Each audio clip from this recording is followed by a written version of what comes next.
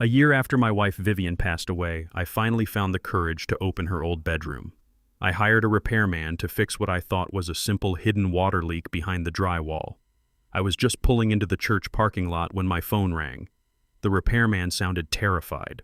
His voice was shaking so hard I could barely understand him. He said, "Cal, go home right now, but go alone. Do not tell your son. Do not tell your daughter-in-law. Just get here." When I walked back into that room and saw what was waiting for me behind the plaster, I realized my entire life was a lie. My name is Calvin. I am 71 years old, and for 35 years I worked as a forensic auditor for the IRS in Chicago. I spent my life hunting down hidden assets, exposing frauds, and breaking down complex lies. But I never realized the biggest fraud of all was living under my own roof. Before I tell you how I systematically dismantled my own family piece by piece, let me know where you are watching from in the comments below. Hit like and subscribe if you believe the truth always comes to light no matter how deep you bury it. I turned my car around immediately. My hands gripped the steering wheel tight. Trey was not a man who panicked easily. He was a 40-year-old contractor, a family friend who had fixed our pipes and wired our lights for over a decade. He was a solid, practical man. For him to sound that scared something was terribly wrong. I sped back to the house. It was a large, beautiful home in the suburbs that Vivian and I had paid off entirely. After she died of a sudden illness last year, the house felt too big and too quiet. That was when my son Derek suggested he and his wife Chloe move in. Derek is 38, a supposedly successful investment fund manager. Chloe is 34, a white woman who runs some tech startup. They moved in under the guise of taking care of me in my grief.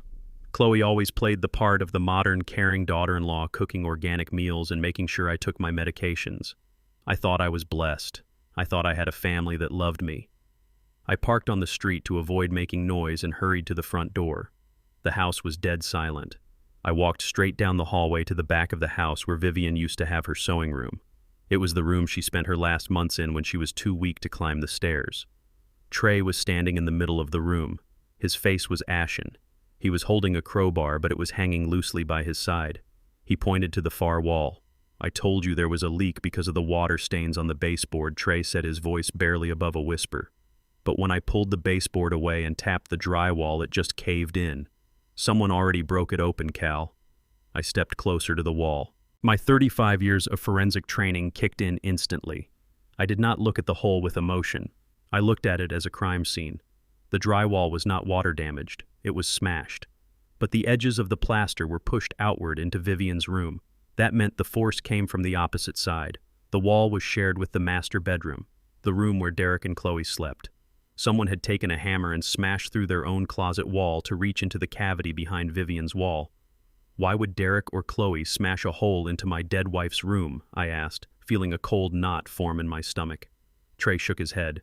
He shined his heavy-duty flashlight into the dark gap between the wooden studs. "They were looking for something," Trey said, "and they were in a rush. Look down there, to the left, deep in the corner." I got down on my knees. My joints ached, but the adrenaline masked the pain. I grabbed the flashlight from Trey and angled the beam into the dusty, insulation-filled cavity. Hidden way back in the corner, completely covered in decades of dust and drywall debris, was a small, dark iron lockbox. Whoever had smashed through the wall from the other side had blindly reached in, probably grabbing whatever was directly in front of the hole. In their frantic hurry, they missed the heavy little box shoved tight against the bottom beam. I reached my arm into the jagged hole. The broken drywall scraped my skin, but I managed to hook my fingers around the cold metal handle. I pulled it out. It was a heavy, fireproof box. It was covered in dust, but there was a small combination lock on the front. I stared at it. Vivian always used the same 4 numbers for everything. The year we got married, 1976. I spun the small metal dials to 1976. The lock clicked and popped open. My heart pounded against my ribs. I lifted the heavy lid. Inside, resting on top of a faded piece of velvet, was a thick leather-bound diary. I recognized it immediately. It was the journal Vivian kept during the last year of her life, the one she told me she had lost. Tucked right next to the diary was a small black USB drive. I felt the air get sucked out of the room. Vivian had intentionally hidden this box inside the wall cavity. She had unscrewed the baseboard, dropped the box down between the studs, and sealed it back up. My wife was hiding something in her own house, but hiding it from who? From me, or from the people sleeping in the next room. I looked up at Trey. He was watching me with wide eyes. "You need to plug that in," Cal Trey whispered. "You need to see what is on it right now." I stood up, clutching the box to my chest. My mind was racing. If Derek and Chloe had smashed through the wall, what did they take? What were they looking for? And did they know this box was still here? I walked over to the small desk in the corner where I kept my laptop. I opened the screen and waited for it to boot up. My hands were shaking. I was a man who spent his life dismantling the financial webs of corrupt politicians and corporate embezzlers. I was trained to remain completely devoid of emotion when uncovering a crime.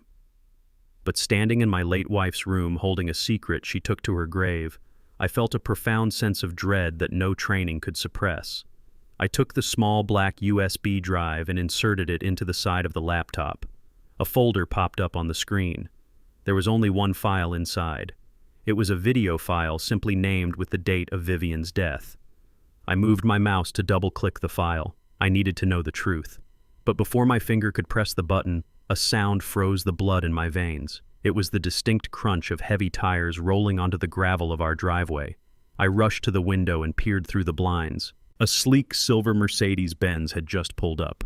It was Chloe. She was supposed to be at her tech startup office all afternoon, but she was home early. She stepped out of the car carrying her designer bag, looking annoyed as she typed furiously on her phone. Panic seized me. If Chloe walked into the house and saw Trey here, she would know we found the hole in the wall. If she knew we found the hole, she would know we found the box. The element of surprise was the only advantage I had. I slammed the laptop shut and shoved the USB drive deep into my pocket. I grabbed the leather diary and tucked it into the back of my trousers, pulling my sweater down to hide it. I turned to Trey. His eyes were darting from the window to the door. "Grab your tools," I told him, keeping my voice as low and steady as possible. "Get out through the back patio door. Do not let her see your truck. Park down the street and wait for my call. Do not say a word to anyone." Trey did not hesitate. He scooped up his tool bag, gave me one last terrified look, and practically ran down the hallway toward the back of the house. I kicked the broken pieces of drywall under the bed and quickly pushed a heavy armchair in front of the damaged wall to block the view. The heavy oak front door swung open with a loud creak. "Hello," Chloe called out, her voice dripping with that fake, sugary sweetness she always used when she knew I was listening. "Cal, are you home? I brought you some organic soup." Her high heels clicked sharply against the hardwood floor. They were moving down the hallway, heading straight toward Vivian's room. She was coming to check on the wall. She was coming to see if her secret was still safe. I stood in the middle of the room, forcing my breathing to slow down. I wiped the dust from my hands onto my jeans. My heart was hammering against my ribs, but my face was completely blank. I had interrogated mob bosses and billionaire tax evaders. I knew how to wear a mask. The cold plastic of the USB drive burned against my thigh and my pocket. The game had just begun, and I was going to play it better than anyone. The footsteps stopped right outside the bedroom door. The brass doorknob slowly turned. I hunched my shoulders, let my posture sag, and picked up one of Vivian's old knitted sweaters from the bed. I forced my hands to tremble just a little. When the door swung open, I was no longer a retired federal investigator. I was just a sad, confused, grieving old man. Chloe stood in the doorway. She was wearing a tailored beige suit, holding a porcelain bowl on a silver tray. Her blonde hair was pulled back into a severe bun, and her lips were curved into a smile that looked like it had been painted on by a machine. "Oh, Cal. There you are," she said. Her voice was dripping with that fake, sugary concern she always used. "I brought you some organic butternut squash soup. I noticed you did not eat your breakfast this morning. We cannot have you wasting away in this dusty old room." "Thank you, Chloe," I mumbled, keeping my voice raspy and weak. I just wanted to smell her clothes. I miss her so much today. I clutched the sweater to my chest. Chloe stepped into the room. Her expensive perfume immediately overpowered the faint, comforting scent of my late wife. While she offered me the soup, her ice-blue eyes were not looking at my face. They were scanning the room. She looked at the closet. She looked at the floorboards. She was a predator inspecting her territory, making sure her secrets were still buried. Then her eyes locked onto the heavy armchair I had shoved against the wall to hide the smashed drywall. She frowned. The smile vanished from her face for a fraction of a second before she forced it back. "Cal, why is that heavy chair moved out of the corner?" she asked, taking a step toward it. "You know you should not be lifting heavy furniture at your age. Your heart might give out." The way she said it sounded less like a medical warning and more like a hopeful suggestion. I dropped a button, I lied, my voice wavering perfectly. A little pearl button from Vivian's favorite blouse. It rolled under the chair. I just nudged it a bit. I could not find it. My eyes are getting so bad lately. I let a single tear roll down my cheek. It was not entirely fake. The grief was always there, simmering just below the surface. Chloe stopped walking. She looked at me with an expression of profound disgust, masked quickly by a sigh of dramatic pity. She set the soup tray down on the small desk right next to the laptop where the USB drive was currently hidden in my pocket. "Well, leave it alone," she commanded softly. "Derek and I will hire a cleaning service to clear out this room next week. It is time to let go, Cal. You are just confusing yourself by sitting in here. Drink your soup before it gets cold." She turned on her heel and walked out of the room, pulling the door shut behind her. I stood perfectly still for 2 full minutes, listening to her high heels click down the hallway, then down the stairs to the main floor. Once I was sure she was gone, my trembling stopped. My posture straightened. The confused old man evaporated, leaving only the forensic auditor. I walked over to the door and silently locked it. I pulled the black USB drive from my pocket and jammed it into the side of the laptop. My heart hammered a heavy, painful rhythm against my ribs. I opened the folder. There was only one video file. The timestamp showed it was recorded on October 12th of last year, exactly 3 days before my wife died of what the hospital called sudden heart failure. I clicked play. The video was silent, filmed from a low angle. Vivian must have hidden a small camera inside the hollowed-out spine of a book on her nightstand. The footage showed Vivian lying in her bed. She looked so frail, so tired, but her eyes were open and alert. Suddenly she closed her eyes and let her mouth fall open, pretending to be fast asleep. A moment later, the bedroom door opened. Chloe walked into the frame. I watched the screen, unable to breathe. Chloe did not check on Vivian. She did not ask if she needed anything. She walked straight to the bedside table where Vivian kept her daily pill organizer. Chloe pulled a small plastic bag from her pocket. Inside the bag were capsules filled with a thick white powder. With cold mechanical precision, Chloe popped open the Tuesday compartment of the pill organizer. She took out Vivian's red heart medication capsules. Then she replaced them with the white capsules from her bag. She slipped the real heart medication into her pocket. Then she leaned over my supposedly sleeping wife. The hidden camera picked up the audio perfectly. "Just go to sleep, old woman," Chloe whispered, staring down at Vivian with pure malice. "Derek needs the money now, not next year. You are taking up space." Chloe turned and walked out of the room. On the video, Vivian opened her eyes. A tear rolled down her cheek, but she did not panic. She slowly reached over, took the poisoned capsules out of the organizer and hid them inside a tissue box. Then she turned off the camera. The video ended. The screen went black. I sat in the chair staring at my own reflection in the dark monitor. I did not cry. I did not scream. A strange, absolute coldness washed over me. It was a coldness I had never felt in my entire 71 years of life. My wife did not die of natural causes. She was murdered. She knew she was being poisoned, and she gathered the evidence. But why did she not tell me? Why did she hide it in the wall? Because she knew I would have killed Chloe with my bare hands and spent the rest of my life in prison. Vivian was always the smart one. She hid the evidence, knowing my auditor brain would eventually find the missing pieces. She gave me the tools to destroy them legally. She gave me the tools to execute them in the light of day. Derek needs the money now. Chloe's words echoed in my mind. My own son, the boy I taught to ride a bike, the boy I paid to put through business school. He was part of this. He sanctioned the murder of his own mother for a payout. I reached for the landline phone sitting on the desk. I needed to call the police. I needed to hand over the video to a homicide detective right now. I picked up the receiver and pressed it to my ear. Dead air. There was no dial tone, no static, nothing. I frowned and traced the phone cord down the back of the desk to the wall jack. The cord had been sliced clean through with a pair of wire cutters. A spike of alarm shot through my chest. I pulled my cell phone from my pocket. I looked at the top right corner of the screen. 0 bars. It said searching for service. That was impossible. I always had a perfect signal in this house. I walked over to the window and carefully parted the blinds, looking down at the front yard. Parked next to Chloe's Mercedes was a large, unmarked black SUV. Derek was standing on the driveway. He was wearing his expensive tailored suit, looking over his shoulder nervously. Standing next to him was a massive, heavily tattooed white man in a greasy mechanic shirt. The tattooed man closed a gray metal utility box attached to the side of our house. He locked it with a heavy padlock. Derek pulled a thick white envelope from his inside jacket pocket and handed it to the man. It was a thick stack of cash. The man nodded, got into his SUV, and drove away. My blood ran like ice water through my veins. I knew exactly what that gray box was. In my years tracking down cartel money launderers, I had seen them before. It was a military-grade signal jammer. They had cut the hard lines and blocked all cellular frequencies. I was completely cut off from the outside world. I could not call the police. I could not call an ambulance. I could not call a taxi. They did not just smash the wall looking for the video. They were preparing for their final move.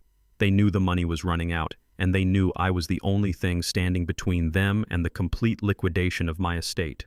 I was locked inside a massive suburban house with the woman who murdered my wife and the son who ordered the hit. I let the blinds fall shut. I slipped the USB drive back into my pocket and tucked Vivian's diary into the waistband of my trousers. I had no phone. I had no allies inside these walls, but they made one fatal miscalculation. They thought they had trapped a helpless, grieving old man. They did not realize they had just locked themselves inside a cage with a man who had absolutely nothing left to lose. The next morning I woke up before the sun. The house was dead quiet, but the heavy feeling of being trapped in a cage pressed down on my chest. I checked my cell phone. Still no service. The jammer was humming away outside. I knew if I panicked I would lose. I had to stick to the routine. I put on my worn-out sneakers, a faded gray windbreaker, and a baseball cap. I grabbed my wooden walking cane. It was time to play the part of the fading, harmless old man. I shuffled down the stairs, making sure to lean heavily on the banister. Derek and Chloe were already in the kitchen. Chloe was sipping an espresso, scrolling through her tablet while Derek was adjusting his expensive silk tie. They both stopped and stared at me as I dragged my feet across the hardwood floor. "Where do you think you are going so early?" Chloe asked. Her voice had that sickening, condescending tone people use when talking to a toddler. "Just going for my morning stroll," I mumbled, staring blankly at the front door. "My joints are stiff." "Doctor, Sterling said I need to keep the blood flowing." Derek stepped in front of the door, blocking my path. He looked at me with cold, calculating eyes. "You should just stay inside, Dad. You got confused last time and wandered into the neighbor's yard. You need to rest." I forced a weak, trembling smile. "Just around the block, son. Just to the corner and back. I need some fresh air. It smells too much like medicine in here." Derek sighed in exaggerated annoyance and glanced at Chloe. She gave him a tiny nod. "Let him go, Derek. He cannot get far with that cane anyway." Derek stepped aside. "Do not be long," he ordered. I walked out the front door and down the driveway, moving at a painfully slow pace until I turned the corner. The moment their house was out of sight, my posture straightened.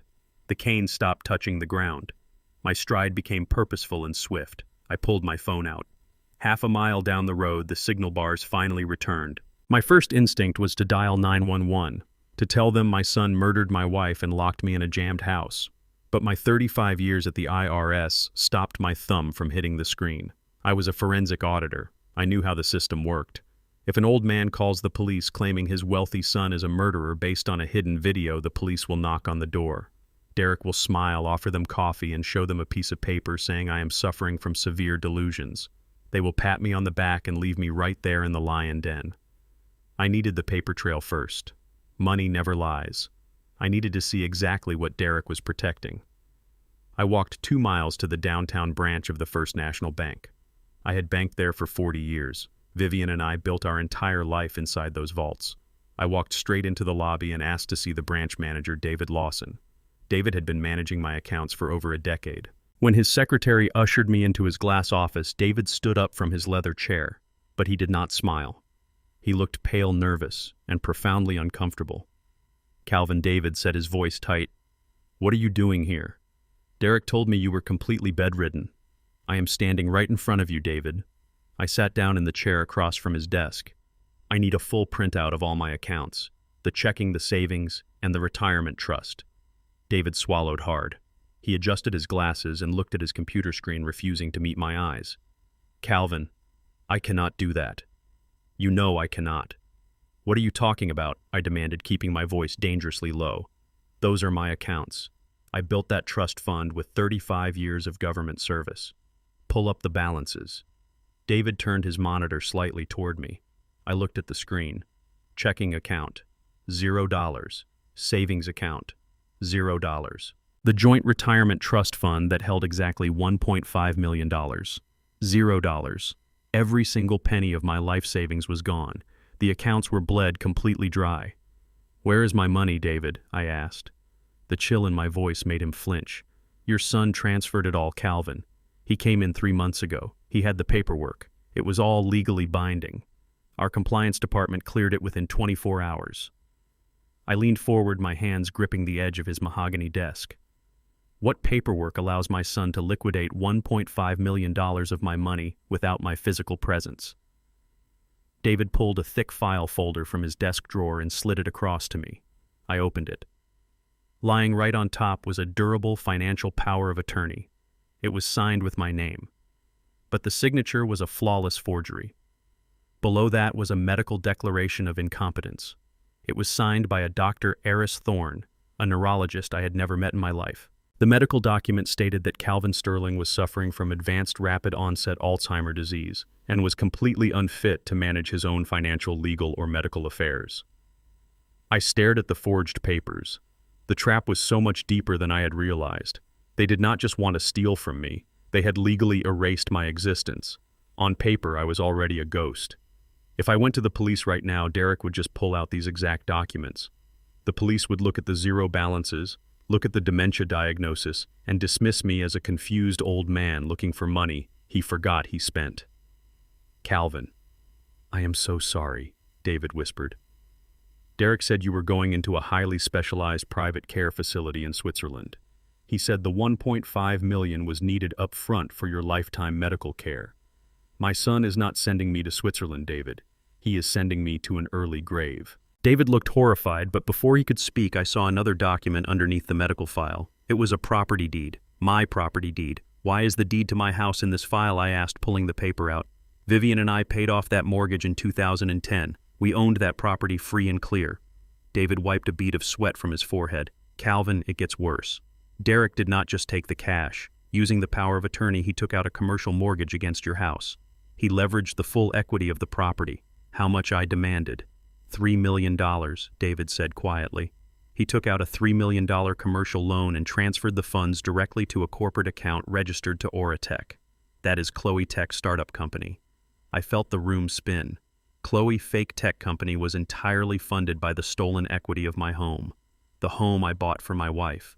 The home where we raised our son. They had sucked the blood out of my life savings and then mortgaged the bones of my house to feed their greed. But that is not all of it. David continued, his voice shaking now. The commercial loan had a massive monthly interest payment. Derek has not made a single payment in 6 months. I stared at him, my mind putting the final pieces of the puzzle together. If the payments are in default for 6 months, then the bank is acting on the collateral. David nodded slowly. "The foreclosure process is already complete, Calvin. The notices were sent to your house via certified mail. Someone signed for them. The bank officially owns the property now. The sheriff is scheduled to execute the eviction and lock the doors next Tuesday. You have exactly 1 week before you are thrown out onto the street." I sat back in the chair. The utter ruthlessness of it took my breath away. They had stolen my cash. They had stolen the equity of my house, and they stopped paying the loan on purpose. They wanted the bank to foreclose. They wanted the sheriff to come and throw me out. Because when the sheriff arrived to evict a supposedly dementia-riddled old man, Derek and Chloe would play the tragic, overwhelmed children. They would shrug, tell the authorities they lost the house, and immediately hand me over to a state-run psychiatric ward as a ward of the state. They would walk away with $4.5 million, and I would die in a padded room completely forgotten. I had $0 to my name. I had no home. I had a fake medical record branding me insane. I was legally and financially dead. "Calvin, what are you going to do?" David asked, looking at me with genuine pity. "You have nothing left. You cannot fight this in court. You do not even have money to hire a lawyer to prove the documents are forged." I stood up slowly. I picked up my wooden cane. I did not look at David with the eyes of a defeated old man. I looked at him with the eyes of a man who had spent 3 decades dismantling the most sophisticated financial syndicates in the country. "I am going to do what I have always done, David. I said, my voice echoing with a cold, terrifying calm. "I am going to audit them. And when I am finished, they are going to wish they had just put a bullet in my head when they had the chance." I walked out of the bank and stepped into the cold Chicago wind. I had no money. I had no phone service at home. I had 7 days until I was homeless. I needed to get back into that house and retrieve the only weapon I had left, Vivian Diary and the USB drive. But I could not do it alone. I needed an inside man. I needed to find the weakest link in Chloe fake tech empire, and I needed to break it. The footprints of betrayal led straight to the one man I thought I could trust. I left the bank and walked 3 blocks to the law offices of Nathaniel Pierce. Nathaniel was an older black man, a fixture in our community. He drew up the original wills for Vivian and me 30 years ago. He knew our wishes. If anyone could file an emergency injunction to freeze a fraudulent power of attorney, it was him. I walked into his plush mahogany-paneled reception area. The receptionist recognized me and sent me right in. Nathaniel was sitting behind his massive desk. When he saw me, the color drained from his face. He did not look like a man happy to see an old friend. He looked like a man who had just seen a ghost. "Calvin," he stammered, standing up slowly. "What are you doing here? I was told you were resting at home." I sat down in the leather chair across from him. I laid both hands on my cane. "I am not resting, Nathaniel. I am being robbed. My son forged a power of attorney and a medical declaration of incompetence. He liquidated my trust and mortgaged my house. I need you to file an emergency revocation right now." Nathaniel swallowed hard. He did not look me in the eye. He looked down at his desk, picking up a gold pen and turning it over in his hands. I noticed something else. On his wrist was a brand new, solid gold Patek Philippe watch. Nathaniel was a successful man, but he was always frugal. That watch was a $60,000 bribe sitting right there in plain sight. "Calvin, listen to me," Nathaniel said softly. "You have been under a lot of stress since Vivian passed. Sometimes grief can create confusion. Derek provided fully authenticated medical records. The signatures were notarized. The court has already recognized him as your legal guardian." My blood turned to ice. "You notarized them, did you not?" I asked. "My oldest friend in the legal business. You stamped a forgery because my son bought you a shiny new toy." Nathaniel avoided my gaze. He reached for his desk phone. "Let me make a call to a colleague at the courthouse," he said, his voice shaking. "Let us see what we can do to sort this out." He picked up the receiver and dialed. He thought I was just a blind, desperate old man. But 35 years of auditing taught me to read the micro-expressions of liars. I watched his fingers. He did not dial a local courthouse extension. He pressed a single speed dial button. He was not calling a judge. He was calling my son. I stood up. I did not yell. I just looked at him with absolute disgust. "You sold your soul, Nathaniel. I hope the money was worth it." I turned and walked toward the heavy oak door. I needed to get out of there. I needed to disappear before Derek arrived. But I was 71 years old and my knees were burning.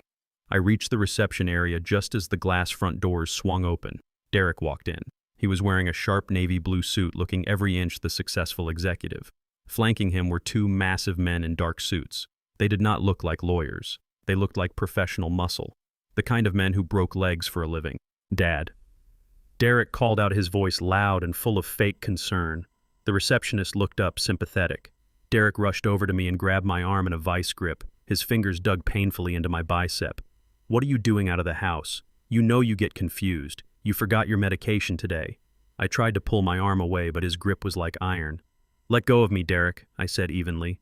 One of the massive men stepped up right behind me, his hand clamped down on my shoulder. "It is time to go home, Mr. Sterling," the man grumbled. His voice was low, meant only for me to hear. "Do not make a scene." They flanked me. To the receptionist, it looked like a loving son and his caretakers helping a dementia patient. To me, it was a kidnapping in broad daylight. They forced me out the glass doors and down the street to a black luxury SUV parked in the loading zone. The tinted windows hid the interior completely. The goon shoved me into the back seat. I stumbled and fell against the leather upholstery. Derek climbed in right beside me. The 2 massive men got into the front. The electronic locks clicked shut. The SUV pulled away from the curb, merging into the heavy Chicago traffic. I sat up straight, gripping my cane. I looked at the boy I had raised, the boy I had protected. There was no fake smile on his face anymore. The mask was completely gone. He looked at me with an expression of pure, calculating coldness. You just could not stay in your room, could you? Derek said. His tone was flat and businesslike. You had to go wandering around town, making things difficult. You stole my life savings, I said, matching his coldness. You mortgaged the house I built. You bribed a notary and forged a medical decree. You are facing 20 years in federal prison, son. Derek laughed. It was a harsh, humorless sound. Federal prison. Who is going to put me there? You. You are legally a vegetable, Dad. Look at you. You have no money. You have no phone. By Tuesday, you will not even have a house. Who is going to believe a word that comes out of your mouth? I stared at him. The sheer arrogance was sickening. He thought he had planned for every variable, but he did not know about the USB drive burning a hole in my pocket. He did not know about the video. I wanted to see how far his rot went. I needed to hear it from him. Is this what your mother and I worked our whole lives for? I asked, keeping my voice steady. So you could steal it all for Chloe and her fake tech company. Do not bring Mom into this. Derek snapped, his eyes flashing with sudden anger. Mom was weak. She hoarded that wealth while I was drowning in debt. I needed capital to keep my fund afloat. Chloe needed capital to scale her company. We asked her for a loan. She said no. She said we needed to learn financial responsibility. I felt a cold dread creeping up the back of my neck. I kept my eyes locked on his. And what did you do about that, Derek? Derek leaned in close. I could smell the expensive cologne and the stale coffee on his breath. His eyes were completely dead. We did what we had to do, Dad. He whispered the words, but they hit me like a physical blow. We expedited the inheritance. Mom was already sick. We just helped nature take its course a little faster. My breath caught in my throat. I had seen the video. I knew Chloe switched the pills. But hearing my own flesh and blood admit to it, hearing him justify the murder of his own mother for a payout, it broke something fundamental inside me. The last shred of paternal love I had for this man withered and died, turning into ash. You killed her, I whispered. Derek leaned back, adjusting his cuffs. Chloe handled the logistics. I handled the finances. It was a business decision. And right now, Dad, you are a bad business decision. He tapped the dark-tinted window.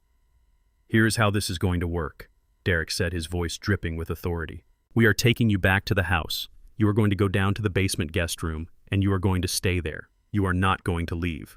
On Tuesday, a private medical transport will arrive to take you to the Pine Hills Care Facility. It is a very secure, very discreet psychiatric ward. And if I refuse, I asked softly. Derek smiled. It was the smile of a devil. If you make a fuss, if you try to run again, then you will have a sudden stroke, just like Mom did. And then Chloe and I will not have to pay the monthly fees for the nursing home. My own son was a murderer. He had a team. My own son was a murderer. He had a team of goons. He had a corrupt lawyer. He had absolute legal control over my life. He thought he had completely checkmated me. But he made one critical mistake. He brought me back to the house. He was putting me right back in the same building where his criminal empire kept its secrets. He thought I was just an old man with a cane. He forgot that I was the man who taught him how to count. He forgot that I was an auditor. And an auditor never leaves a job unfinished. The SUV turned onto our street and pulled into the driveway. The jammer was still humming on the side of the house.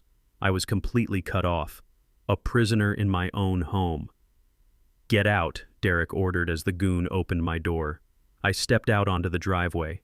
I leaned heavily on my cane, letting my shoulders slump. I let him see the defeated, broken old man he wanted to see. I shuffled toward the front door, head bowed. I was entering my prison, but I was bringing the key right in my pocket. The war was no longer about money. It was about vengeance, and I was going to burn his entire world to the ground. The basement of my own home was cold and smelled of damp concrete. They had stripped me of my shoes, my wallet, my keys, and my dignity. Derek and his hired muscle practically threw me down the wooden stairs before slamming the heavy door shut. I heard the distinct sharp beep of the electronic deadbolt engaging. Derek had installed that high-security lock 6 months ago, claiming it was to keep burglars out of my old tool room. Now I knew the truth. He was building my prison cell. I sat on a dusty canvas cot in the corner. The single exposed light bulb above me flickered. I was 71 years old, locked in the dark, waiting for my son to send me to a psychiatric ward to die. But I did not cry. I had shed my last tear for my son in that SUV. Now my mind was perfectly clear, operating with the cold mechanical precision of a forensic auditor who had just found a loose thread in a corrupt ledger. Heavy footsteps clicked on the wooden stairs. The electronic lock beeped and the heavy door swung open. It was Chloe. She was holding a silver clipboard and a shiny silver pen. She stood at the bottom of the stairs looking at me with absolute contempt. Without her husband or the public around, the sweet daughter-in-law act was completely dead. "Sign this, Cal," she demanded, tossing the clipboard onto my lap. It hit my legs with a heavy thud. I looked down at the paper. It was a voluntary admission form for the Pine Hills Care Facility. It was a document stating that I willingly surrendered my medical and legal autonomy due to severe cognitive decline. "If I sign this, I am signing my life away," I said, keeping my voice low and raspy, playing the part of the defeated old man. Chloe let out a sharp, cruel laugh. "Your life is already over, Cal. You are just too stubborn to lie down. Derek is being generous by giving you the option to go voluntarily. It looks better for the lawyers. It makes the transition of your assets much smoother." "And if I refuse to sign it?" I asked, looking up at her icy blue eyes. She took a step closer. The smell of her expensive perfume filled the damp basement, making my stomach churn. She leaned down, her face inches from mine. "If you do not sign it, I will make you a cup of tea, Cal.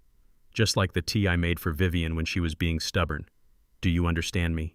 You will have a massive, fatal stroke right here on this dirty cot, and Derek and I will cry our eyes out at your funeral." She was looking right at me, threatening my life with the exact same method she used to murder my wife. My fingers twitched. Every primal instinct in my body screamed at me to wrap my hands around her throat and squeeze until her arrogant eyes popped out of her head. But I am an auditor. I know that violence is sloppy. Paperwork is absolute. I let my hands shake. I looked down at the floor. "Give me until tomorrow morning," I whispered, letting my voice crack perfectly. "Let me pray on it. I will sign it tomorrow." Chloe smiled. It was the smile of a predator who had just broken its prey. "Do not make me come down here with a teacup, Cal." She turned around, marched up the wooden stairs, and slammed the door. The electronic deadbolt beeped and locked. I was alone again. I waited for 1 hour. I sat perfectly still in the dark, listening to the sounds of the house. I heard the floorboards creak above me. I heard the distant murmur of the television in the living room. Then I heard the heavy footsteps of Derek and Chloe heading upstairs to the master bedroom. I waited another 30 minutes until the house was swallowed by the absolute silence of 2 a.m. Then I stood up. My son thought an electronic keypad could hold me. He forgot that before I was a federal tax investigator, I was a young black man growing up on the south side of Chicago. I knew how to take things apart, and I knew how to put them together. I walked over to a stack of cardboard boxes in the corner. I dug through the old junk until I found my vintage Zenith transistor radio. I used to listen to baseball games on it while fixing things in the yard. I grabbed a flathead screwdriver from my old workbench and cracked the plastic casing of the radio wide open. I pulled out the heavy alkaline battery and yanked a long, thick copper wire from the antenna circuit. I walked up the wooden stairs in my socks, making no sound. I stood in front of the heavy door. The electronic lock had a small plastic panel on the inside. I wedged the flathead screwdriver into the seam of the plastic and popped the cover off, exposing the green circuit board and the wiring harness. Electronic locks of this grade fail safe when overloaded. It is a fire safety protocol. If the circuit shorts out completely, the magnetic bolt retracts to prevent people from burning to death inside a room.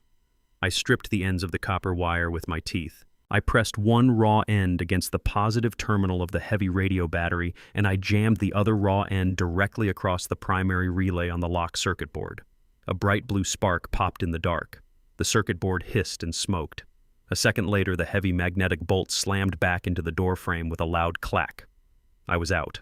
I pushed the door open and stepped into the main hallway. The house was pitch black. I moved like a ghost. I knew every creaky floorboard in this house because I was the one who nailed them down 30 years ago. I bypassed the squeaky spot near the kitchen. I slipped past the living room and headed straight for the den. Chloe had converted Vivian's old reading room into her home office. It was the nerve center of her tech startup, Auratech. I opened the door and slipped inside. Sitting on the sleek glass desk was her massive desktop computer. The screen was dark, but the power light was pulsing. It was in sleep mode. I tapped the keyboard. The screen flared to life, asking for a password. I did not panic. I knew Chloe. She was incredibly arrogant, and arrogant people are always lazy when it comes to security because they believe they are untouchable. She would not memorize a complex alphanumeric string. She would write it down.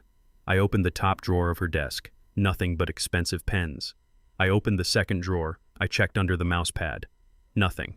Then I remembered her vanity. I picked up the framed photograph of her and Derek sitting on her desk. I slid the back panel off the frame. A small yellow sticky note fluttered down onto the glass desk. Written in her neat handwriting was a single word and a number. Dubai, 2026. I typed the password into the prompt.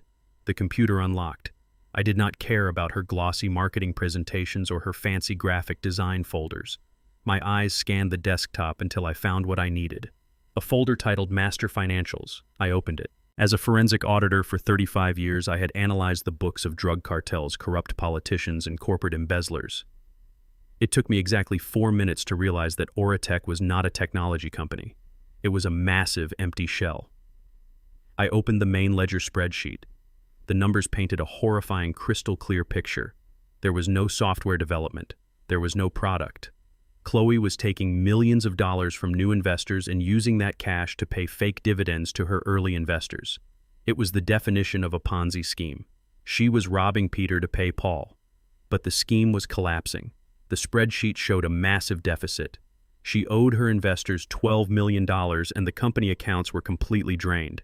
They were bleeding cash. That was why Derek had stopped paying the mortgage on my house. They did not just want to steal my money. They needed it to plug a massive hole in a federal fraud case. I dug deeper into the files. I opened a subfolder labeled Exit Strategy. Inside was a PDF document from Emirates Airlines. It was a confirmed flight itinerary. 2 one-way first-class tickets to Dubai. The departure date was next Wednesday, exactly 1 day after the sheriff was scheduled to evict me from my home and hand me over to the psychiatric ward. The pieces clicked together perfectly. Derek had taken out a $3 million commercial loan against my house. They were going to let the bank foreclose and throw me out. Once I was locked in a mental institution, Derek would empty my stolen $1.5 million trust fund into offshore accounts. Then he and Chloe would board a plane to Dubai, a country with no extradition treaty. They would escape with millions, leaving their investors bankrupt and leaving me to rot in a padded cell.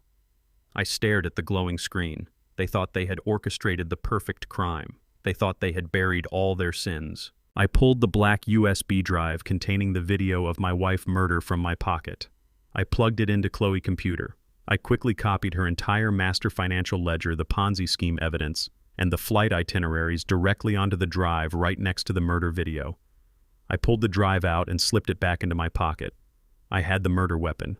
I had the financial motive. I had their escape plan. They thought I was a helpless old man, but they had just handed a loaded gun to the best IRS auditor in Chicago.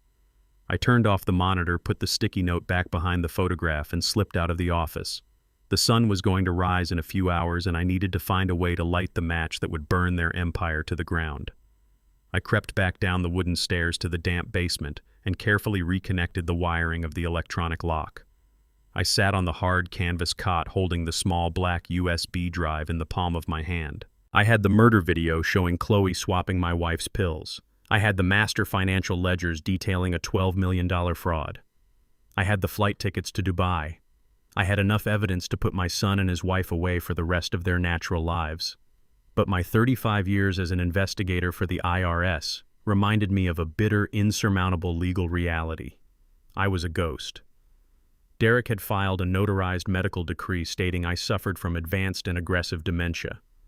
If I walked into a police station and handed a detective this drive, Derek would simply tell the authorities I stole Chloe's work laptop in a fit of paranoid delusion and fabricated the whole story.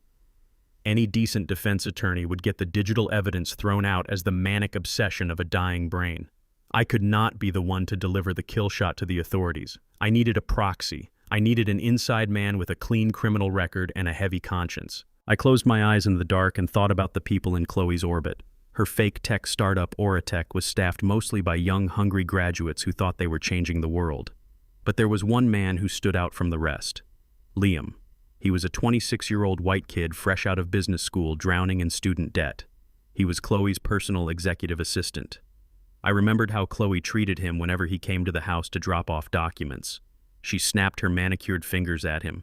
She made him pick up her dry cleaning. She humiliated him in front of guests.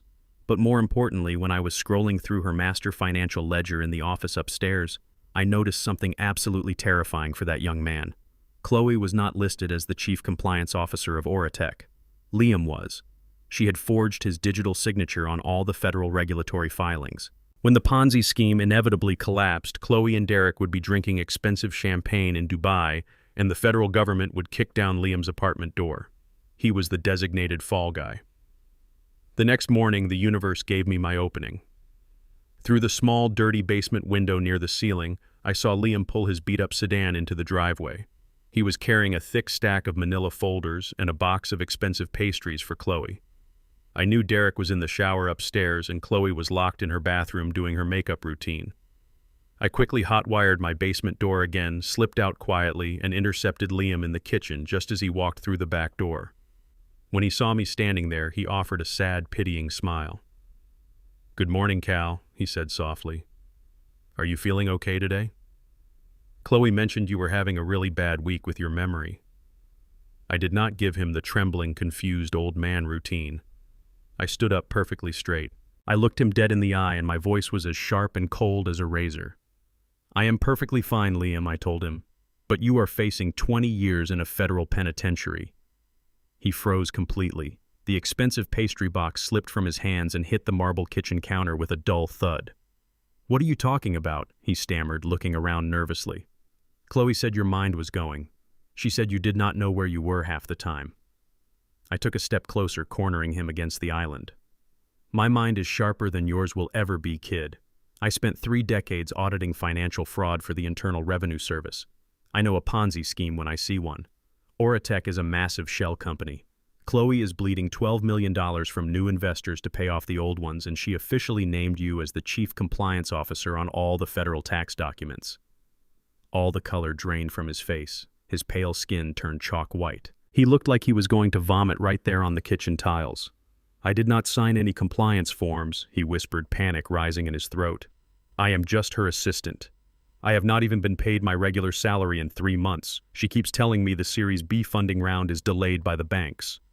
"She is lying to your face," I said coldly. "She and Derek are boarding a first-class flight to Dubai next Wednesday.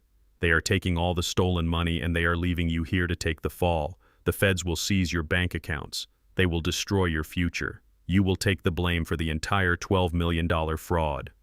Liam started to hyperventilate. He grabbed the edge of the granite counter to steady his shaking legs. "What do I do?" he gasped. "I cannot go to jail. I did nothing wrong. I swear to you I did not know they were stealing."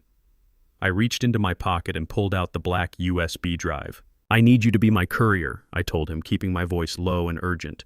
"But first we need to establish an undeniable chain of custody for the authorities. This drive has the internal ledgers, but defense lawyers can argue I manipulated the files on a home computer. I need you to go to the Oratech office right now. Log into the secure central server using your administrator credentials. Download the live transaction history directly onto this drive. Once the live data matches the files I already pulled, the FBI will have an airtight case. They will grant you full immunity as a protected whistleblower." Liam stared at the small black drive resting in my palm. He was terrified of Chloe, but he was far more terrified of the federal government. He reached out with a trembling hand, took the drive, and slipped it deep into his jacket pocket. "I will do it," he whispered frantically. "I am going straight to the office right now." He turned around and practically ran out the back door, leaving the files and pastries behind. I slipped back down to the basement, reconnected the electronic lock, and sat in the dark. Now all I had to do was wait. If Liam succeeded, we would have the final nail for their coffin. 2 agonizing hours passed. I sat on my canvas cot, staring at the blank concrete wall, listening to the muffled sounds of the house. Upstairs, I heard Derek walking heavily across the living room floor. He was pacing back and forth, probably talking on the phone with his corrupt lawyers. Then suddenly, his heavy footsteps stopped dead. Even through the thick wooden floorboards, I heard his cell phone emit a sharp, piercing alarm. It was not a regular ringtone or a text message chime. It was a high-pitched, frantic digital siren. I held my breath in the dark. Derek shouted something unintelligible and furious. A moment later, I heard Chloe running down the stairs in her heels. "What is going on?" she yelled. "Why is your phone making that sound?" Derek's voice was trembling with absolute rage. "The core cybersecurity protocol just tripped," he roared. "Someone is bypassing the main firewall at the Oratech office right now. They are downloading the master server logs to an external drive. Who? Chloe screamed, panic totally consuming her voice. Who is at the office on a Saturday? I heard the sound of keys jangling and a heavy decorative vase being swept off a table, shattering loudly on the hardwood floor. It is Liam, Derek yelled. That stupid little kid is downloading our entire financial history onto a physical drive. He is using his own credentials. My heart plummeted into my stomach. The central server had a real-time fail-safe protocol. I should have anticipated that level of corporate paranoia. Chloe and Derek were amateur criminals in many ways, but they had bought expensive security software to protect their stolen millions. "Call the private security team," Chloe shrieked. "Do not let him leave that building with those files. Lock the doors. I am going there right now myself," Derek snarled. "If he walks out of that lobby with that data, we are dead. We will spend the rest of our lives in prison." The front door slammed shut with such violent force that the entire foundation of the house shook. I heard the tires of Derek's heavy SUV screech against the asphalt as he sped away down the street. I sat in the cold, dark basement, my hands gripping the rigid edge of the cot. Liam was just a scared kid with a USB drive trapped inside a glass office building. Derek was a desperate, ruthless murderer speeding toward him with everything to lose. I had sent that boy directly into a death trap, and I was locked behind a steel door, completely powerless to help him. The heavy thud of Derek slamming the front door echoed through the floorboards above my head. I heard the tires of his SUV screeching against the asphalt as he sped off toward the city. He was going to hunt down Liam. He was taking his private security team men who broke bones and asked questions later to intercept a terrified 26-year-old kid who was holding the only evidence that could put my son behind bars. I had no time to sit in the dark and hope for the best. An auditor does not rely on hope. An auditor relies on assets, leverage, and contingency plans. I grabbed my screwdriver and hot-wired the electronic lock on the basement door for the second time. The magnetic bolt snapped back. I pushed the door open and climbed the wooden stairs as fast as my 71-year-old knees would allow. I bypassed the kitchen and went straight to the utility closet in the laundry room. Derek and Chloe thought they had stripped me of all my resources when they drained my bank accounts, but they did not know the man they were dealing with. When you spend 35 years working for the Internal Revenue Service tracking down hidden wealth, you learn a fundamental truth about survival. Never put all your cash in a place that has a digital footprint. I moved the heavy boxes of laundry detergent aside and knelt on the linoleum floor. I took my flathead screwdriver and wedged it under the loose baseboard in the corner. I pried it away from the wall. Behind the wooden trim was a hollow cavity in the drywall. I reached my hand inside and pulled out a thick vacuum-sealed plastic bag. Inside the bag were 50 crisp $100 bills, $5,000 in untraceable cash. Next to the money was a cheap prepaid cell phone I had bought 3 years ago for emergencies. I powered on the burner phone. It had full battery. I dialed the only man in Chicago who owed me his life and who knew the layout of the downtown tech district well enough to pull off a miracle. Trey answered on the second ring. He sounded exhausted, probably still shaken from finding the smashed wall in Vivian's room the day before. "Trey, I need you right now," I said, keeping my voice sharp and commanding. "Get in your plumbing van and drive to the Oratech building in the financial district. Do not park in the front. Pull into the underground loading dock." "Cal, what is going on?" Trey asked, the panic rising in his voice. "Are you okay? Did they find out you were in the room?" "I am fine, but a kid named Liam is about to be murdered by my son," I told him. "He is downloading the financial records that prove Derek and his wife are running a $12 million fraud. Derek is on his way there with armed men to stop him. You need to get to that loading dock. Liam is a skinny white kid in a cheap suit. He will be running for his life. You open your side door, you pull him in, and you drive him to the Starlight Motel on the outskirts of Joliet." "Cal, this sounds like cartel business," Trey stammered. "I am just a contractor. I cannot mess with armed men." "Listen to me," I said, softening my tone just enough to reach his heart. 10 years ago, when the bank was going to take your house, Vivian and I paid off your arrears. We kept a roof over your daughter's head.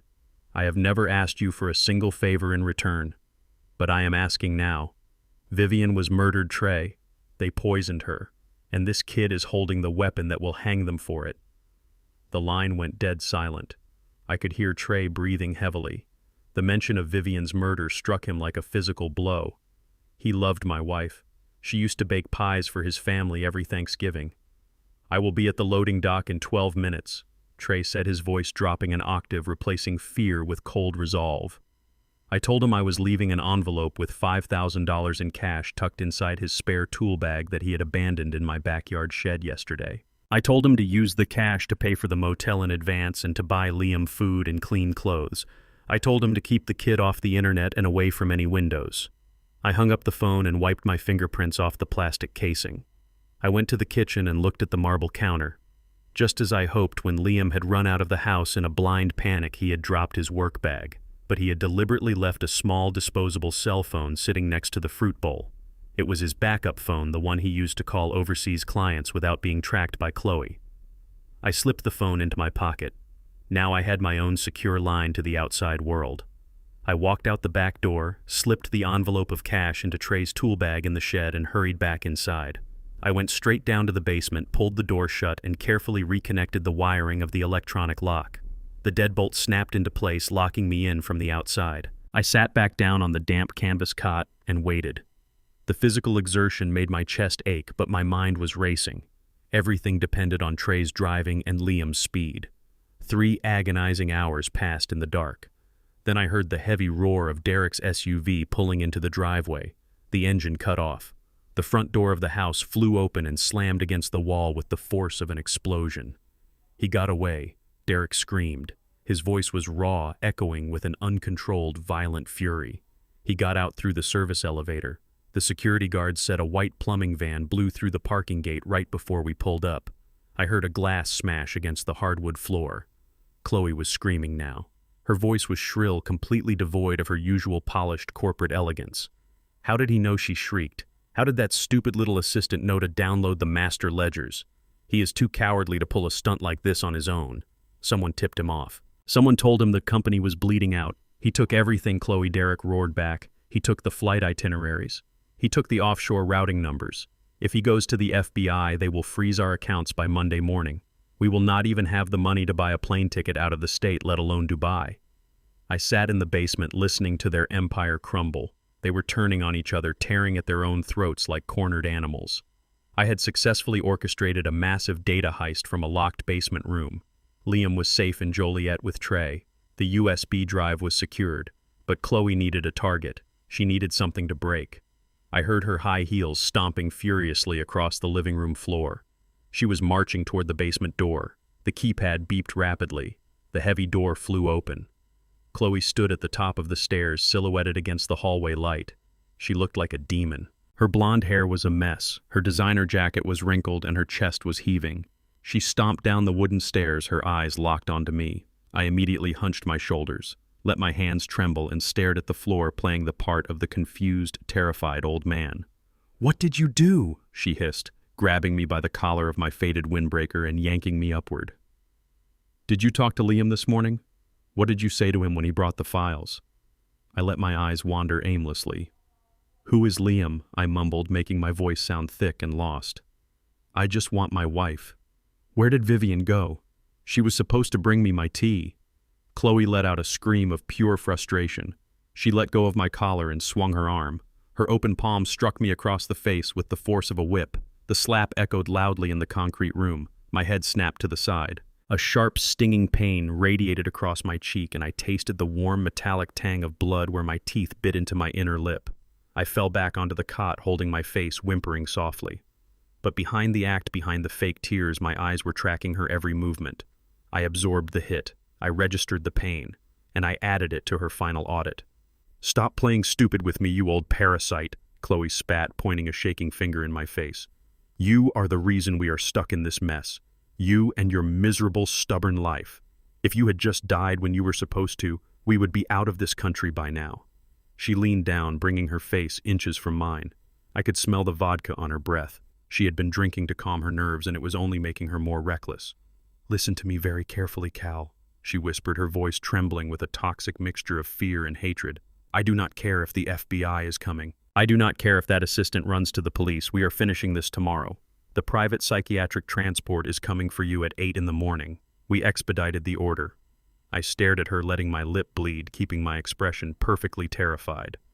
"You are going into a straitjacket tomorrow, Cal," she said, a cruel, vicious smile spreading across her face. They are going to drug you until you cannot remember your own name. You will never see the sky again. You will die of old age in a padded room completely alone, and nobody will ever know what really happened to your precious Vivian." She stood up, smoothed out her wrinkled jacket, and marched back up the stairs. The door slammed shut, and the deadbolt locked me in the dark once again. I wiped the blood from my chin with the back of my hand. The metallic taste lingered in my mouth. She thought she had won. She thought the psychiatric ward was my final destination. She did not realize that I had just secured the murder weapon, protected the star witness, and acquired a clean burner phone. I pulled Liam's disposable phone from my pocket. The screen lit up the dark basement with a pale blue glow. The clock was ticking. I had less than 12 hours before the men in white coats arrived to take me away. It was time to make the phone call that would bring the full, terrifying weight of the United States government crashing down on my son's head. The basement was silent except for the faint hum of the air conditioning unit. I stared at the small screen of the burner phone Liam had left behind. The pale blue light illuminated my hands. My knuckles were swollen and the side of my face still throbbed from where Chloe had slapped me. I had less than 24 hours before the private medical transport arrived to take me to the psychiatric ward. I needed to move the mountain, and I needed to do it now. I dialed a 10-digit number I had memorized 15 years ago. It was a direct line to a secure office in Washington. The office belonged to Marcus Vance. Marcus was the former director of the Criminal Investigation Division of the Internal Revenue Service. The IRSCI is the only federal law enforcement agency with jurisdiction over federal tax crimes, and they have a conviction rate of nearly 90%. Drug cartels, mob bosses, and corrupt politicians fear the FBI, but they are terrified of the IRS. Marcus and I had worked together for 2 decades. We dismantled financial empires built on blood and greed. The phone rang 3 times before a deep, gravelly voice answered. "Vance." "Marcus, it is, Cal," I said, keeping my voice steady. "Calvin Sterling." There was a long pause on the other end. Then Marcus spoke, his tone shifting from professional to concerned. "Cal, I thought you retired. I heard about Vivian passing away. I am so sorry, old friend. But why are you calling this secure line at 3 in the morning? "I need the cavalry, Marcus," I told him. "I am locked in my own basement. My son and his wife murdered Vivian. They forged a medical decree claiming I have severe dementia. They bribed a notary. They liquidated my $1.5 million retirement trust. They took out a $3 million commercial mortgage on my house, and they are preparing to flee to Dubai next Wednesday." I could hear the sharp intake of breath on the other end. Marcus was a man who had seen every level of human depravity, but hearing this happening to one of his own men left him temporarily speechless. Cal, Marcus finally said, his voice dropping into that deadly serious tone I knew so well. "Give me the details. Give me the paper trail." I gave him everything. I told him about Chloe and her fake tech startup, Auratech. I explained how it was nothing but a $12 million Ponzi scheme used to funnel money from new investors to pay off the old ones. I told him how they were bleeding cash and how they used my stolen home equity to keep the fraud alive just long enough to execute their exit strategy. "I have the master ledgers," I continued. "I have the offshore routing numbers for their bank in Dubai. I have the video of Chloe swapping Vivian heart medication for a lethal dose of sedatives. I copied all of it onto a secure drive. Right now, Chloe Young executive assistant Liam is sitting in a motel room in Joliet. I sent my contractor Trey to secure him. Liam is the designated fall guy. Chloe forged his signature on all the federal compliance forms. He is terrified, and he is ready to turn state evidence in exchange for immunity." Marcus cursed under his breath. "We have wire fraud, bank fraud, identity theft, tax evasion, and conspiracy to commit murder. Cal, this is a federal nightmare. I can have a tactical unit at your house in 20 minutes to kick down that basement door and arrest them both." "No," I said sharply. "Do not send anyone to the house." "Why not?" Marcus asked. "Because they have a locally approved medical guardianship," I explained. "They have a corrupt lawyer and probably a corrupt judge in their pocket.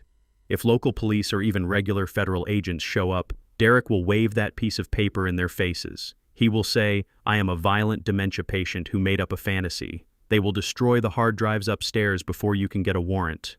We cannot give them a single inch of breathing room.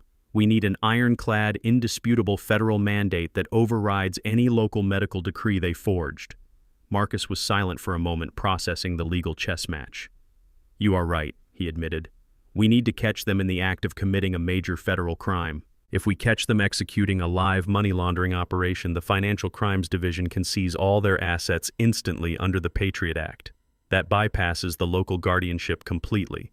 We freeze the money, we cut off their escape route, and the murder charges follow right behind. But we need a live transaction, Marcus continued. We need them moving dirty money across state or international lines while we are watching. I have exactly what you need, I told him. A cold smile spread across my bruised face in the dark. Tomorrow night, Chloe is hosting the Oratech Series B funding gala at the Grand Plaza Hotel downtown. It is a massive event. She has invited the city elite local politicians and major venture capitalists. She is expecting to collect $10 million in new investments to supposedly scale her software, but the software does not exist. If she accepts those funds, Marcus said the pieces clicking together in his mind and attempts to route them to the Oratech corporate accounts, that is wire fraud.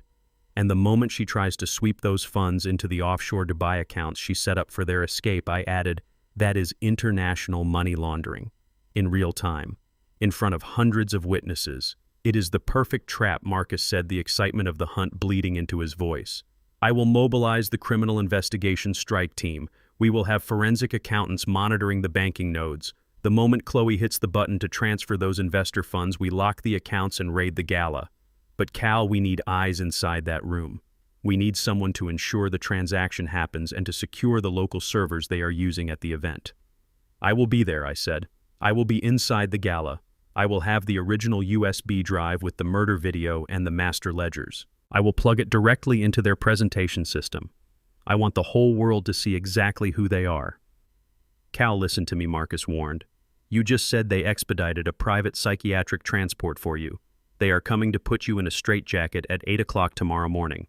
How are you going to get to the gala if you are locked in a padded room? I looked at the heavy basement door. My mind was already 3 steps ahead. Do not worry about the transport, Marcus. I have a plan for that too. Just have your agents ready at the Grand Plaza Hotel tomorrow night. And Marcus, tell your team to wear their best suits. It is going to be a very elegant execution. I will see you tomorrow, Cal. Stay sharp, Marcus said, and the line disconnected. I lowered the phone and let out a long, slow breath. The federal trap was set. The most powerful financial law enforcement agency in the country was officially hunting my son and his wife. But to make it to the gala, I had to survive the morning. I had to let them think they had won. I had to walk willingly into the hands of the men coming to lock me away. I closed my eyes and leaned my head back against the concrete wall. They thought they were sending me to the graveyard. They did not know I was going to use their own hearse to drive straight to the battlefield. The basement door clicked open at exactly 8 o'clock in the morning. Heavy boots marched down the wooden stairs. I sat on the edge of the damp canvas cot, my shoulders slumped, my hands resting weakly on the handle of my wooden cane. I stared blankly at the concrete floor. 2 men in white medical scrubs stood at the bottom of the stairs. They looked like bouncers, thick and muscular, carrying a heavy canvas restraint jacket over one arm. Derek and Chloe walked down right behind them. They were already dressed for their grand evening. Derek wore a custom-tailored tuxedo that probably cost more than a reliable used car. Chloe was zipped into a sleek black evening gown, her neck dripping with diamonds she bought using my stolen credit cards. They looked like royalty descending into a dungeon. Chloe stepped forward and crossed her arms. Her ice-blue eyes scanned me with absolute disgust. Well, Cal, your ride is here. The facility is expecting you. They have a nice quiet room ready, no sharp objects, no windows you can open. You will finally get the rest you desperately need. I did not look up. I let my hands shake slightly. I mumbled that I just wanted my wife. I asked if Vivian was coming with me. Derek sighed loudly, adjusting his expensive silk cuffs. He is completely gone, Chloe. Let them take him. We have a $10 million gala to host tonight. I cannot have his pathetic whining ruining my focus. The 2 orderlies stepped forward. They grabbed me by the arms, pulling me up from the cot. I did not resist. I let my legs drag. I made myself heavy, clumsy, and completely docile. I let them guide me up the stairs through the kitchen and out the front door. The morning air was sharp and cold. A white transport van with tinted windows idled in the driveway. The engine rumbled. I shuffled toward the back doors. Chloe called out from the porch. Goodbye, Cal. Do not cause trouble for the nurses. I let them lift me into the back of the transport. They strapped me into a heavy leather seat bolted to the floor. The heavy metal doors slammed shut, plunging the back of the van into shadows. The engine revved and the van rolled down the driveway, pulling away from my house. I waited exactly 4 minutes. I counted the turns. 2 lefts, 1 right.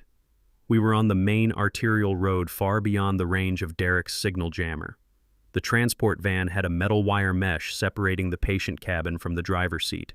There was only one orderly in the back with me, a younger guy with a shaved head who was busy scrolling through his smartphone. The driver was navigating the heavy morning traffic. I stopped shaking. I straightened my spine. I reached down to my left foot and unlaced my worn-out sneaker. I pulled the shoe off, reached under the thick orthotic insole, and pulled out a heavy object wrapped in a dark cloth. I unwrapped it. It was a vintage 1976 Rolex day date, solid 18-karat gold. It was the anniversary gift Vivian bought me when I made senior investigator at the IRS. It was the only asset I had left that Derek did not know about because I never wore it. I kept it hidden for a rainy day. I tapped my wooden cane hard against the metal mesh. The sound echoed loudly in the confined space. The orderly in the back jumped, dropping his phone. "Hey, sit still, old man," he snapped. I looked directly into his eyes. My voice was no longer the raspy, confused whisper of a dementia patient. It was the deep, commanding tone of a federal agent. "Tell the driver to pull over right now," I ordered. The orderly frowned, stepping toward me. "Listen, buddy, you are confused. You are going to a facility." I held up the heavy gold Rolex. The morning light filtering through the tinted windows caught the gold bezel. It gleamed perfectly. "I am not confused," I told him calmly. "I am a retired federal tax investigator. The people who hired you are currently under investigation for a $12 million federal fraud. By transporting me against my will, you are actively participating in a kidnapping and conspiracy. However, if you tell your driver to change his route, you walk away with this watch. It is worth $30,000 cash on the secondary market. That is more than both of you make in a year." The orderly stared at the watch. He looked at my face. He saw no confusion, no dementia, only absolute cold authority. He swallowed hard. He turned to the wire mesh and banged his fist against it. "Hey, Marcus, pull over. Pull over right now." The van swerved onto the shoulder and jerked to a stop. The driver slid the partition window open. "What is the problem back there?" the driver asked. I held the Rolex up to the window. "Change of destination, gentlemen. You are taking me to the Dirksen Federal Building downtown. You drop me at the front steps, you take the watch, and you forget you ever saw me today.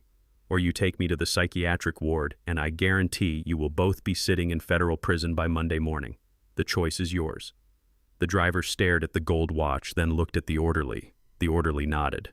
The driver threw the van back into gear and merged onto the highway, heading straight for downtown Chicago. 30 minutes later, the white transport van pulled up to the imposing concrete pillars of the federal building. I unbuckled my restraints, handed the heavy gold watch through the partition window, and stepped out onto the sidewalk. I did not look back as the van sped away. I had sacrificed my last piece of Vivian, but it was a necessary casualty of war. I walked through the heavy glass doors, passed through the security metal detectors, and took the elevator up to the 12th floor. The Internal Revenue Service Criminal Investigation Division. Marcus Vance had made the calls. The receptionist was expecting me. She immediately escorted me into a secure conference room. Waiting for me at the heavy mahogany table was a federal magistrate judge and 3 senior IRS forensic accountants.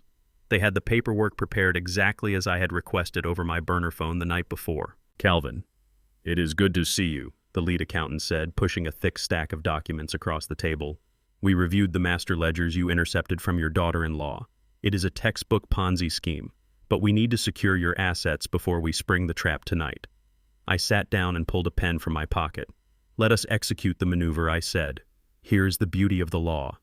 Derek had used a forged power of attorney to declare me incompetent and take out a $3 million commercial mortgage against my house. But because he did it fraudulently, the house was technically still under my legal ownership. A local judge had approved his guardianship based on fake medical records, but a federal mandate supersedes local jurisdiction.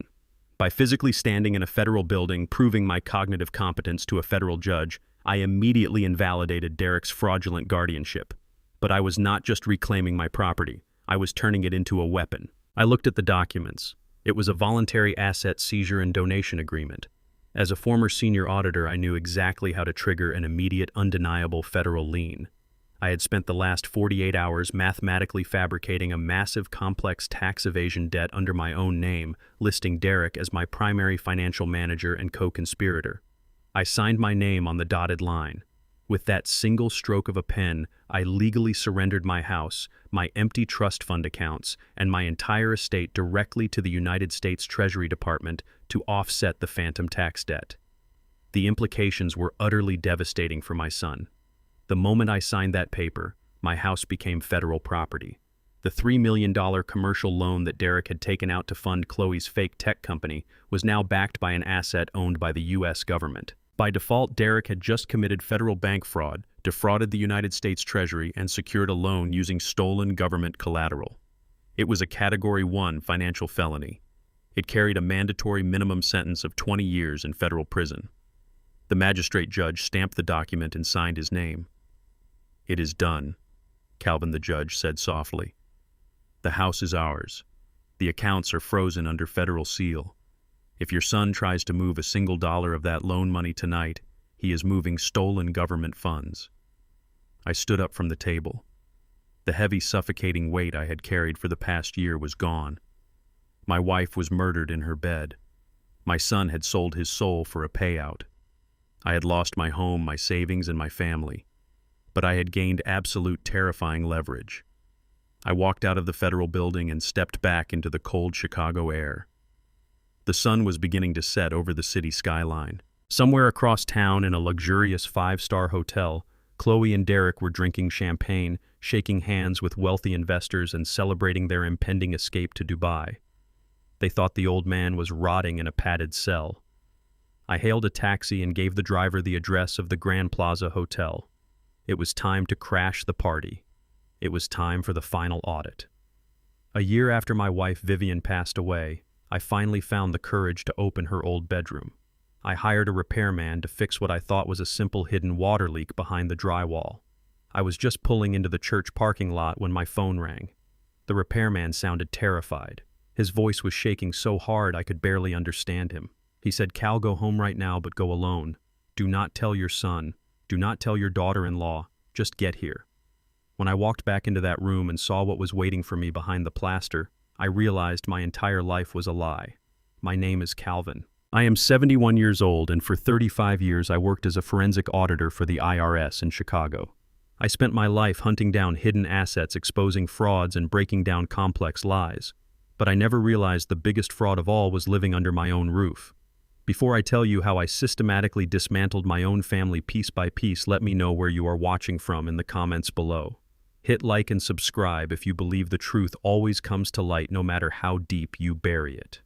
The Grand Plaza Hotel was a towering monument of glass and steel in the heart of downtown Chicago. Tonight it was the epicenter of corporate greed. I stood in the damp, dimly lit service alley behind the hotel, shivering slightly in the cold night air. I was not alone. Trey was standing next to his battered plumbing van, and leaning against the brick wall was Liam. The kid looked exhausted, pale, and terrified. But he had done exactly what I asked. Liam handed me a plastic security badge. He told me Chloe was so frantic about the server breach that she completely forgot to revoke his physical building access. The badge was active. Liam also handed me a folded piece of paper. It was the technical floor plan of the grand ballroom. He explained that the audio and visual control room was located on a small mezzanine level suspended right above the main stage. That was the nervous system of the entire gala. Whoever controlled that room controlled the massive LED screens and the sound system for the entire event. Trey tossed me a bundle of dark gray fabric. It was a standard hotel maintenance uniform. I stripped off my windbreaker and stepped into the heavy canvas coveralls. I pulled a faded blue baseball cap down low over my eyes. I looked down at my hands. They were the hands of a 71-year-old man, weathered and scarred from decades of hard work. I fit the part perfectly. To the billionaires and tech investors drinking champagne upstairs, a man in a gray maintenance uniform was completely invisible. I was a ghost. We moved into the hotel through the underground loading dock. Liam swiped his badge at the service elevator. The light blinked green and the heavy metal doors slid open. I told Liam his part of the mission was over. I told him to get back in Trey's van and wait for the federal agents to secure the building. But Trey shook his head. He grabbed a rolling trash cart from a utility closet and told me he was coming with me. He said Vivian baked him pies when his family had nothing, and he was not going to let me walk into a lion den alone. I did not argue. An auditor knows when to accept a valuable asset. We took the service elevator up to the ballroom level. When the doors opened, the contrast was staggering. The service corridor was concrete and fluorescent lights, but through the swinging double doors at the end of the hall, I could hear the muffled sounds of a string quartet and the steady hum of hundreds of wealthy people talking. Trey and I pushed the heavy plastic trash cart down the corridor. I stopped by the crack of the swinging doors and looked out into the main hall. The room was breathtaking. Crystal chandeliers hung from the ceiling. Waiters in white jackets circulated with trays of expensive champagne and caviar. And right in the center of it all was my family. Chloe was wearing a stunning black evening gown. She was smiling, laughing, holding a glass of champagne and shaking hands with an older man I recognized as a prominent venture capitalist. Derek was standing right beside her in his tailored tuxedo. He looked arrogant, powerful, and completely at ease. They were celebrating. They believed the transport van had locked me in a padded cell hours ago. They believed they had outsmarted the system, murdered my wife, stolen my house, and secured their $10 million payday. They were toasting to their own genius. I felt a cold, hard knot form in my chest. The anger was there, but I pushed it down. Anger makes you sloppy. Precision gets the job done. I checked the floor plan Liam gave me. The access door to the mezzanine stairs was located at the end of a long hallway right past the VIP restrooms. I told Trey to hold position by the catering doors. I gripped the handle of my mop bucket, kept my head down, and pushed it into the carpeted hallway leading to the restrooms. The hallway was quiet. I was 10 feet away from the stairwell door. My hand was reaching into my pocket to grab my lock-picking tools. Then the heavy wooden doors of the main ballroom swung open behind me. I heard Derek's voice. He was talking loudly on his cell phone. He told whoever was on the other end to make sure the Dubai routing numbers were primed and ready to receive a massive wire transfer by midnight. His heavy footsteps were coming fast down the hallway. He was heading straight for the restroom. I was trapped. I could not turn around and I could not outrun him to the stairwell. I had only one choice. I pushed the mop bucket forward and pushed open the door to the men's restroom, stepping inside just seconds before he reached me. The restroom was massive, lined with marble sinks and gold mirrors. I moved to the furthest sink in the corner, grabbed my mop and started pushing it rhythmically across the pristine tile floor. I pulled the brim of my baseball cap down so far it almost touched my nose. I hunched my shoulders and tried to make myself look as small and insignificant as possible. The door swung open. Derek walked in. He was still on the phone. He sounded irritated. He said he did not care about the transfer fees, he just wanted the money offshore the second Chloe finished her presentation. He walked over to the row of sinks. He stopped at the sink right next to where I was mopping. He was less than 3 feet away from me. I could smell the expensive scotch on his breath. My heart slammed against my ribs like a sledgehammer. My grip on the wooden mop handle was so tight my knuckles turned white. If he looked down, if he paid attention for just 1 second to the old black man cleaning the floor next to him, the entire operation would collapse. He would call his security team, they would drag me out the back door, and Marcus Vance would never get his live money laundering evidence. Derek put his phone on the marble counter and turned on the gold faucet. He splashed water on his face. He looked at his reflection in the mirror. He adjusted his bow tie. He was looking right at the mirror, and the mirror reflected the entire room. I kept mopping the same square of tile over and over. I did not look up. I breathed through my mouth to keep silent. Derek narrowed his eyes. He stopped adjusting his tie. His gaze shifted in the mirror, focusing on the reflection of the janitor standing behind him. He tilted his head slightly. He opened his mouth to speak.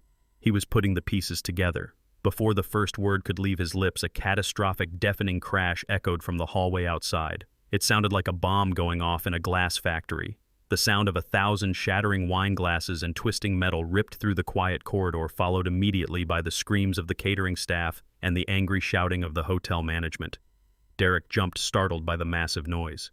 He cursed loudly, snatched his phone off the marble counter, and stormed out of the restroom to see what had happened, completely forgetting about the janitor in the mirror. I let out a shaky breath. Trey had delivered. My loyal friend had just rammed his heavy plastic trash cart directly into a massive display pyramid of expensive champagne glasses right outside the ballroom doors. He had created the perfect chaos. I did not waste a single second. I dropped the mop, slipped out of the restroom, and blended into the confusion in the hallway. Security guards and waiters were running toward the shattered glass. Derek was yelling at a hotel manager. Nobody was looking at the stairwell door. I walked swiftly to the access door. I pulled the flathead screwdriver from my pocket, wedged it into the simple hotel tumbler lock, and twisted hard. The lock clicked. I pushed the door open, slipped into the dark stairwell, and climbed the concrete steps as fast as I could. I reached the top of the stairs and stood in front of the heavy metal door marked audio-visual control. I had infiltrated the fortress. I was in position. I reached into my pocket and felt the cold plastic of the black USB drive. My son and his wife were down below, smiling for the cameras, waiting to collect their stolen millions. They thought they were the directors of this show, but they were about to realize the auditor was finally sitting in the control room. A year after my wife Vivian passed away, I finally found the courage to open her old bedroom. I hired a repairman to fix what I thought was a simple hidden water leak behind the drywall. I was just pulling into the church parking lot when my phone rang. The repairman sounded terrified. His voice was shaking so hard I could barely understand him. He said, "Cal, go home right now, but go alone. Do not tell your son. Do not tell your daughter-in-law. Just get here." When I walked back into that room and saw what was waiting for me behind the plaster, I realized my entire life was a lie. My name is Calvin. I am 71 years old, and for 35 years I worked as a forensic auditor for the IRS in Chicago. I spent my life hunting down hidden assets, exposing frauds, and breaking down complex lies. But I never realized the biggest fraud of all was living under my own roof. Before I tell you how I systematically dismantled my own family piece by piece, let me know where you are watching from in the comments below. Hit like and subscribe if you believe the truth always comes to light, no matter how deep you bury it. The heavy metal door of the audio-visual control room clicked shut behind me. I turned the deadbolt, sealing us inside. The room was dark, bathed only in the blue and green glow of dozens of high-end monitors and sound mixing boards. Through the massive tinted glass window that spanned the front wall, I had a perfect godlike view of the grand ballroom below. Was eating a slice of pizza, staring at a laptop screen. He did not even hear me come in. I stepped forward into the glow of the monitors. I reached out and tapped him firmly on the shoulder. The young man jumped, nearly choking on his food. He spun his chair around, his eyes wide. He looked at me, taking in my faded baseball cap and my gray maintenance coveralls. He frowned, his initial shock turning into annoyance. He told me I was not supposed to be up there. He said this was a restricted technical area and ordered me to leave before he called security. I did not move. I reached into the deep pocket of my coveralls. I did not pull out a weapon. I pulled out a thick stack of $100 bills. It was the remaining $5,000 from the stash I had hidden in my laundry room. I tossed the stack onto the mixing console right next to his half-eaten pizza.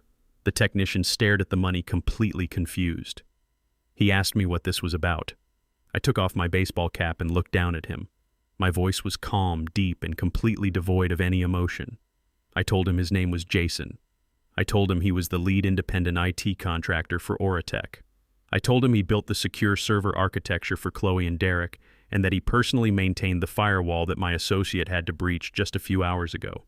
Jason went completely pale. He tried to stand up, but I put my heavy hand on his shoulder and forced him back into the chair. I told him I was a retired senior criminal investigator for the Internal Revenue Service. I explained that Oratech was a $12 million Ponzi scheme. I told him the federal government was currently freezing every bank account associated with the company. Then I leaned in close so he could hear every single word clearly over the muffled sound of the orchestra playing below. I told Jason that because his digital signature was on the automated emails sending fake dividend reports to investors, the federal prosecutor was going to charge him as a knowing accessory to massive wire fraud. I told him the mandatory minimum sentence for his level of involvement was 10 years in a federal penitentiary. Jason started to shake. He raised his hands, his voice cracking. He swore he did not know anything about a Ponzi scheme. He said he was just hired to build a payment portal and keep the servers running. He said Chloe paid him under the table and told him not to ask questions. I looked at him with the cold, calculating eyes of a man who had interrogated hundreds of corporate criminals. I told him I believed him, but I also told him the federal judge would not care, unless he took my offer. I pointed to the stack of cash on the console. I told Jason he had exactly two choices. Option 1, he could hit the security panic button on his desk. Derek would send his armed men up here, and when the FBI raided the building in less than an hour, Jason would be arrested as a co-conspirator. Option 2, he could put the $5,000 in his pocket, walk out the back fire escape, and disappear into the night. I promised him that if he chose option 2, I would personally wipe his administrative logs from the central server before the federal agents seized the hard drives. He would be completely erased from the crime. Jason did not even hesitate. He grabbed the stack of cash, shoved it into his jacket pocket, and scrambled out of the chair. He did not say a single word. He unlocked the heavy metal door, slipped out into the stairwell, and ran down the concrete steps like his life depended on it. Because it did. I locked the deadbolt again. I was alone in the control room. I sat down in the plush leather chair facing the massive tinted window. I looked down at the ballroom. The lights were beginning to dim. The string quartet stopped playing. A hush fell over the hundreds of wealthy investors, politicians, and socialites gathered at the tables below. I took the small black USB drive out of my pocket. It felt heavy in my hand. It held the truth. It held the brutal, undeniable reality of what my son and his wife had done to the woman I loved. I plugged the drive directly into the master presentation server on the desk. The computer recognized the drive immediately. I opened the folder. I bypassed the glossy fake promotional videos Chloe had queued up for her presentation. I routed the master video feed directly to the massive 500-inch LED screens flanking the main stage. I linked the audio output to the primary surround sound amplifiers. I set the murder video to full screen. I maximized the volume levels. I paused it at the exact moment Chloe walked into my dying wife bedroom. Down below, a brilliant white spotlight hit the center of the stage. Chloe walked out from behind the velvet curtains. The crowd erupted into polite applause. She looked absolutely radiant. Her black evening gown caught the light. The diamonds around her neck sparkled. They were Vivian diamonds, the ones she stole from my safety deposit box. Derek was standing at the edge of the stage, watching her with a proud, arrogant smile. He had his phone in his hand, probably waiting for the notification that the $10 million in new investor funds had successfully cleared the offshore accounts in Dubai. He thought he had won. He thought he was untouchable. Chloe stepped up to the crystal podium and adjusted the microphone. Her voice echoed clearly through the monitor speakers in my control room. She sounded so confident, so perfectly poised. She thanked the elite guests for coming. She talked about the vision of Auratech. She spun a beautiful, complex web of lies about artificial intelligence and global connectivity. But then she shifted her tone. She lowered her voice, making it sound soft and vulnerable. She was executing the emotional manipulation phase of her pitch. She told the audience that building this company had required massive personal sacrifice. She said her greatest inspiration was her beloved mother-in-law, Vivian, who had tragically passed away last year after a sudden heartbreaking illness. Chloe actually forced a tear to roll down her cheek. It was a masterful performance. She reached up and elegantly wiped the fake tear away. The audience was completely silent, captivated by her emotional display. She told the crowd that watching her mother-in-law fade away made her realize how precious time is. She said Vivian's legacy of love and generosity was the foundation upon which Auratech was built. She asked the investors to honor that beautiful legacy tonight by funding her vision for the future. My jaw clenched so hard my teeth ached. The sheer, unadulterated evil of this woman standing on a stage using the memory of the woman she murdered to steal millions of dollars was beyond anything I had ever witnessed in my career. "I would like to share a short video with you all," Chloe said, her voice trembling with manufactured emotion. "A video that shows the true heart of our mission." She raised a small wireless presentation clicker in her hand. She pointed it toward the control room. She prepared to press the button that she thought would play her fake corporate montage. Up in the dark, isolated control room, I leaned forward. I placed my weathered, scarred index finger directly over the Enter key on the master console keyboard. "Let me help you with that presentation, Chloe," I whispered into the empty room. I pressed the key. The final audit had officially begun. I pressed the Enter key on the master console keyboard. It was a single, simple motion. My finger came down, the plastic key clicked, and the digital command was sent through the fiber optic cables of the Grand Plaza Hotel. In my 35 years working for the Internal Revenue Service, I had signed documents that froze millions of dollars. I had given orders that seized mansions and yachts. But I had never executed a command as absolute and destructive as this one. Down in the grand ballroom, the lights dimmed perfectly. The audience of billionaires, politicians, and socialites fell into a hushed, respectful silence. They turned their attention away from their expensive champagne and caviar, directing their eyes toward the massive 500-inch LED screens flanking the main stage. They were expecting a slick, highly produced corporate video about the future of artificial intelligence. They were expecting to see the brilliant vision of Aura Tech. Instead, the screens flickered and cut to a grainy, low-angle shot of a dimly lit bedroom. The image was 50 feet tall. The date stamp in the bottom corner was unmistakable. October 12th, the day my wife was murdered. A murmur of confusion rippled through the ballroom. People shifted in their seats. Some of the venture capitalists frowned, perhaps thinking this was an avant-garde emotional marketing tactic. On the stage, Chloe turned her head to look at the screen. Even from the control room high above, I could see her posture stiffen. She raised her wireless clicker and mashed the button repeatedly, trying to force the system back to her presentation. But I had locked her out. The master console overrode all remote devices. The surround sound system of the ballroom was engineered for cinematic perfection. It picked up the audio from Vivian's hidden camera and amplified it to deafening clarity. The sound of high heels clicking against hardwood floors echoed through the massive hall. The bedroom door on the giant screen swung open. Chloe walked into the frame. The entire ballroom gasped collectively. There she was, 50 feet tall, wearing a casual sweater, walking into the room of a dying woman. The audience watched as the Chloe on the screen approached the bedside table. They watched in absolute silence as she pulled a small plastic bag filled with white capsules from her pocket. The crisp, amplified click of the plastic pill organizer opening sounded like a gunshot in the silent ballroom. I leaned closer to the tinted glass of the control room. I did not want to miss a single second of their destruction. On the screen, Chloe carefully removed Vivian red heart medication and replaced it with the white capsules of poison. The crowd below began to realize what they were watching. This was not a promotional video. The silence in the room shifted from respectful attention to creeping, icy horror. Then the heavy wooden door on the screen opened again. Derek walked into the frame. He was wearing a tailored business suit, holding a leather briefcase. He stood next to Chloe, looking down at his own mother, who was pretending to be fast asleep. The microphone picked up their voices with terrifying precision. The speakers blasted their dark, twisted secret to the hundreds of elite guests. "Is it done?" the digital Derek asked, his voice echoing off the crystal chandeliers. "Yes," the digital Chloe replied, tossing the real heart medication into her pocket. "She will not wake up from this batch. It is strong enough to stop a horse." Derek looked down at his mother. He did not look sad. He did not look conflicted. He looked impatient. "The sooner the old woman dies, the sooner we cash out," Derek said. His voice was cold, mechanical, and utterly devoid of humanity. "I cannot keep stalling the investors. We need her estate liquidated by the end of the month."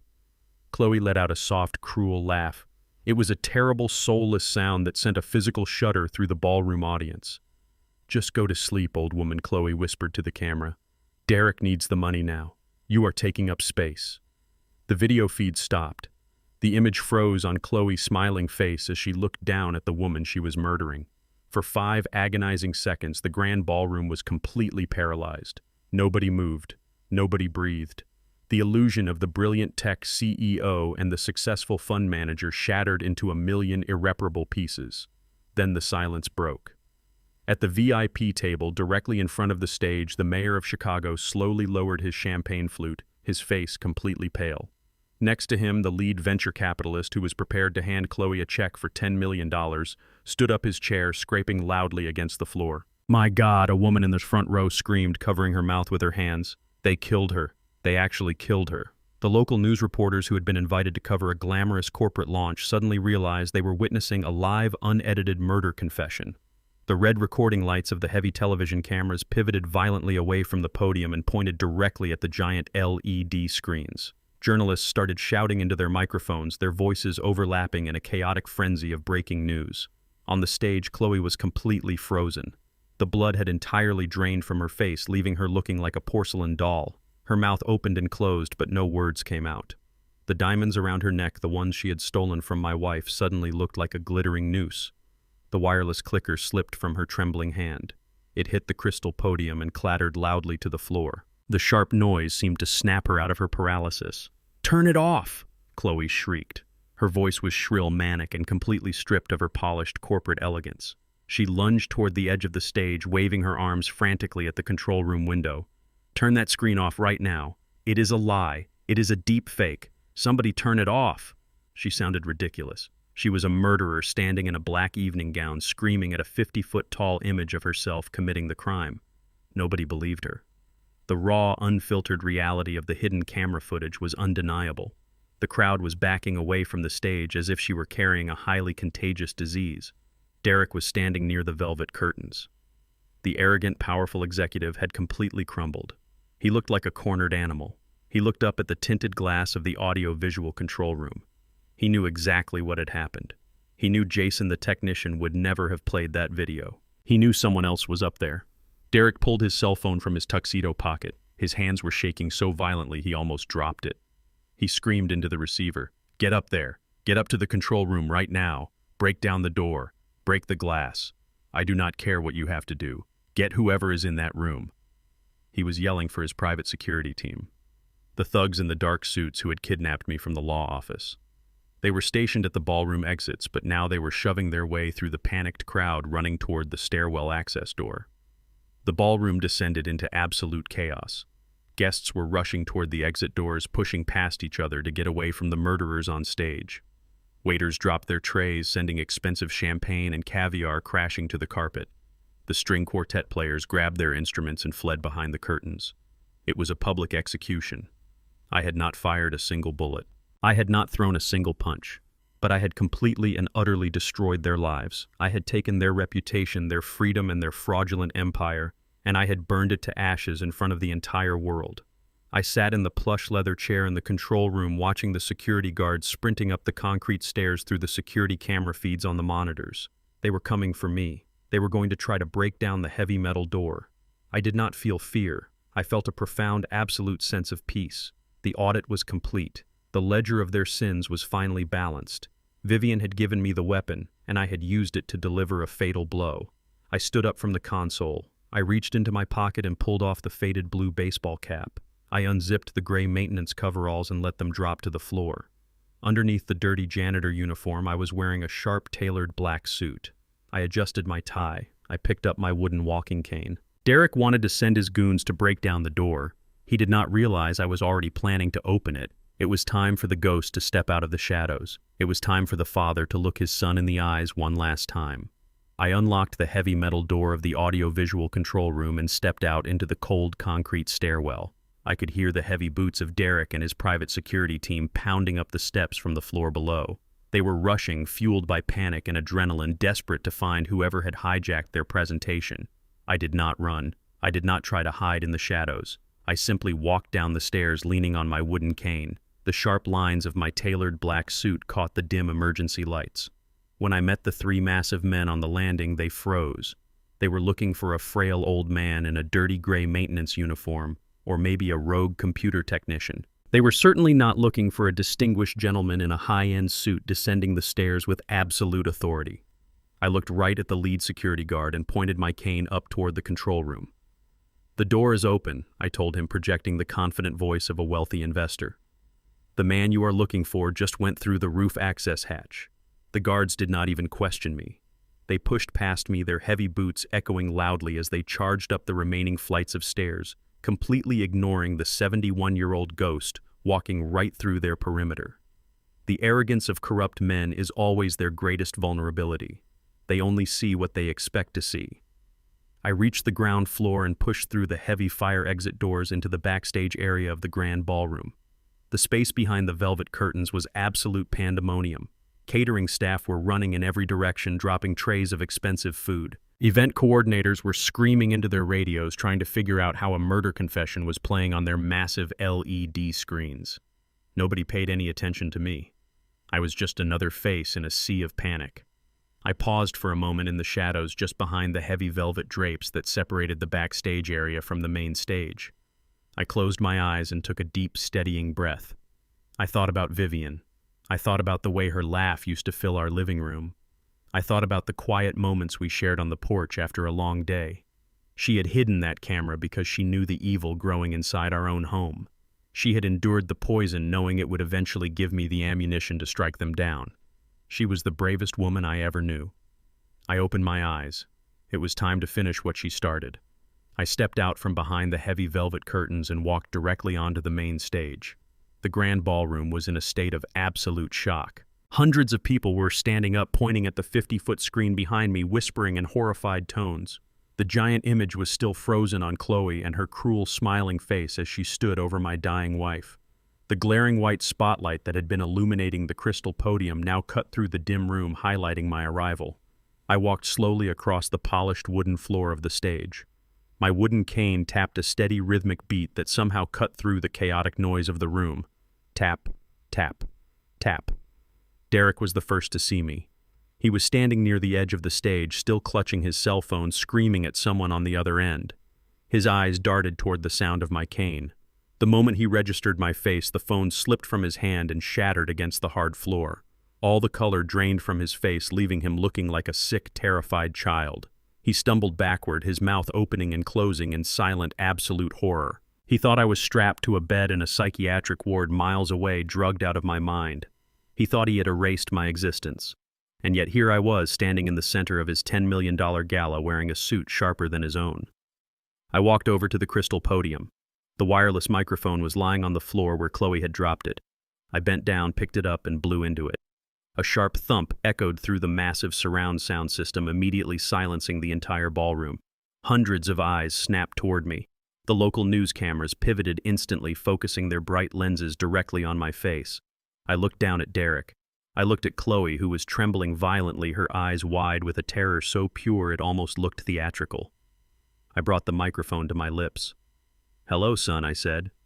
My voice was deep, calm, and amplified perfectly across the massive hall.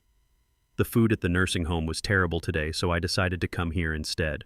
The collective gasp from the audience was loud enough to shake the crystal chandeliers hanging from the ceiling.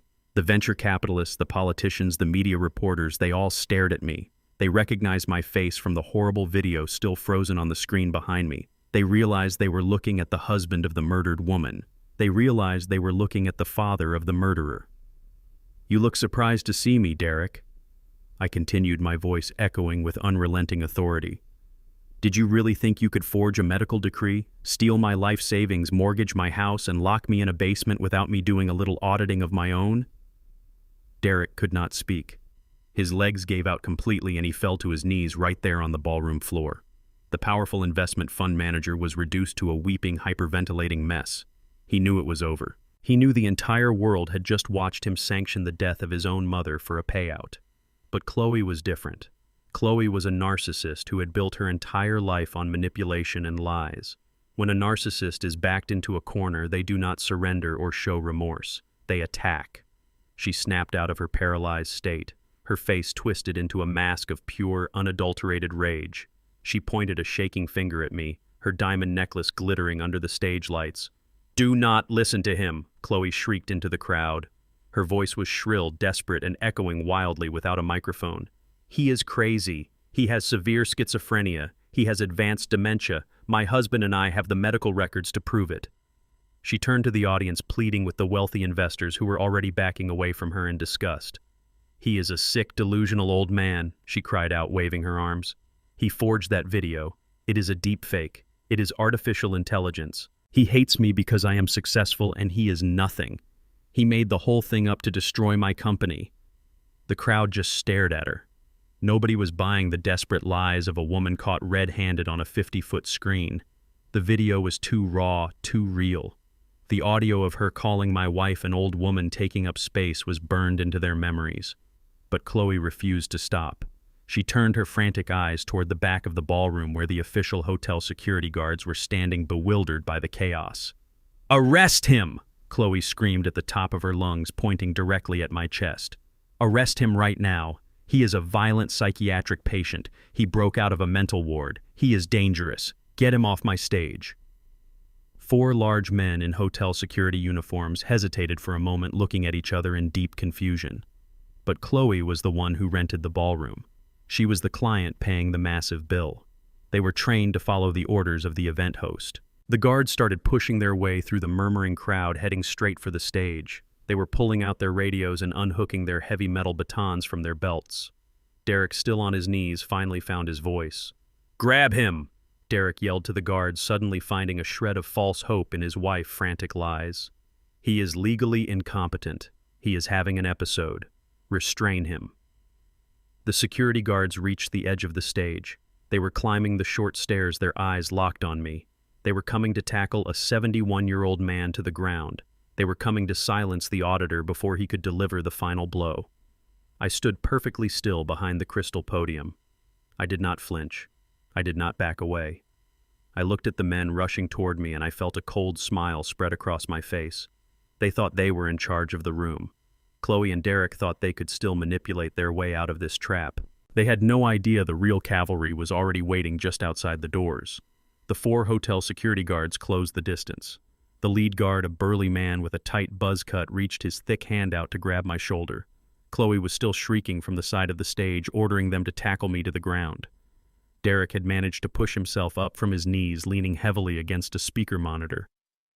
A sick, desperate glimmer of hope flashed across his pale face. He truly believed his fabricated medical decree was a magic shield that could protect him from the consequences of murder. I did not flinch. I did not step back.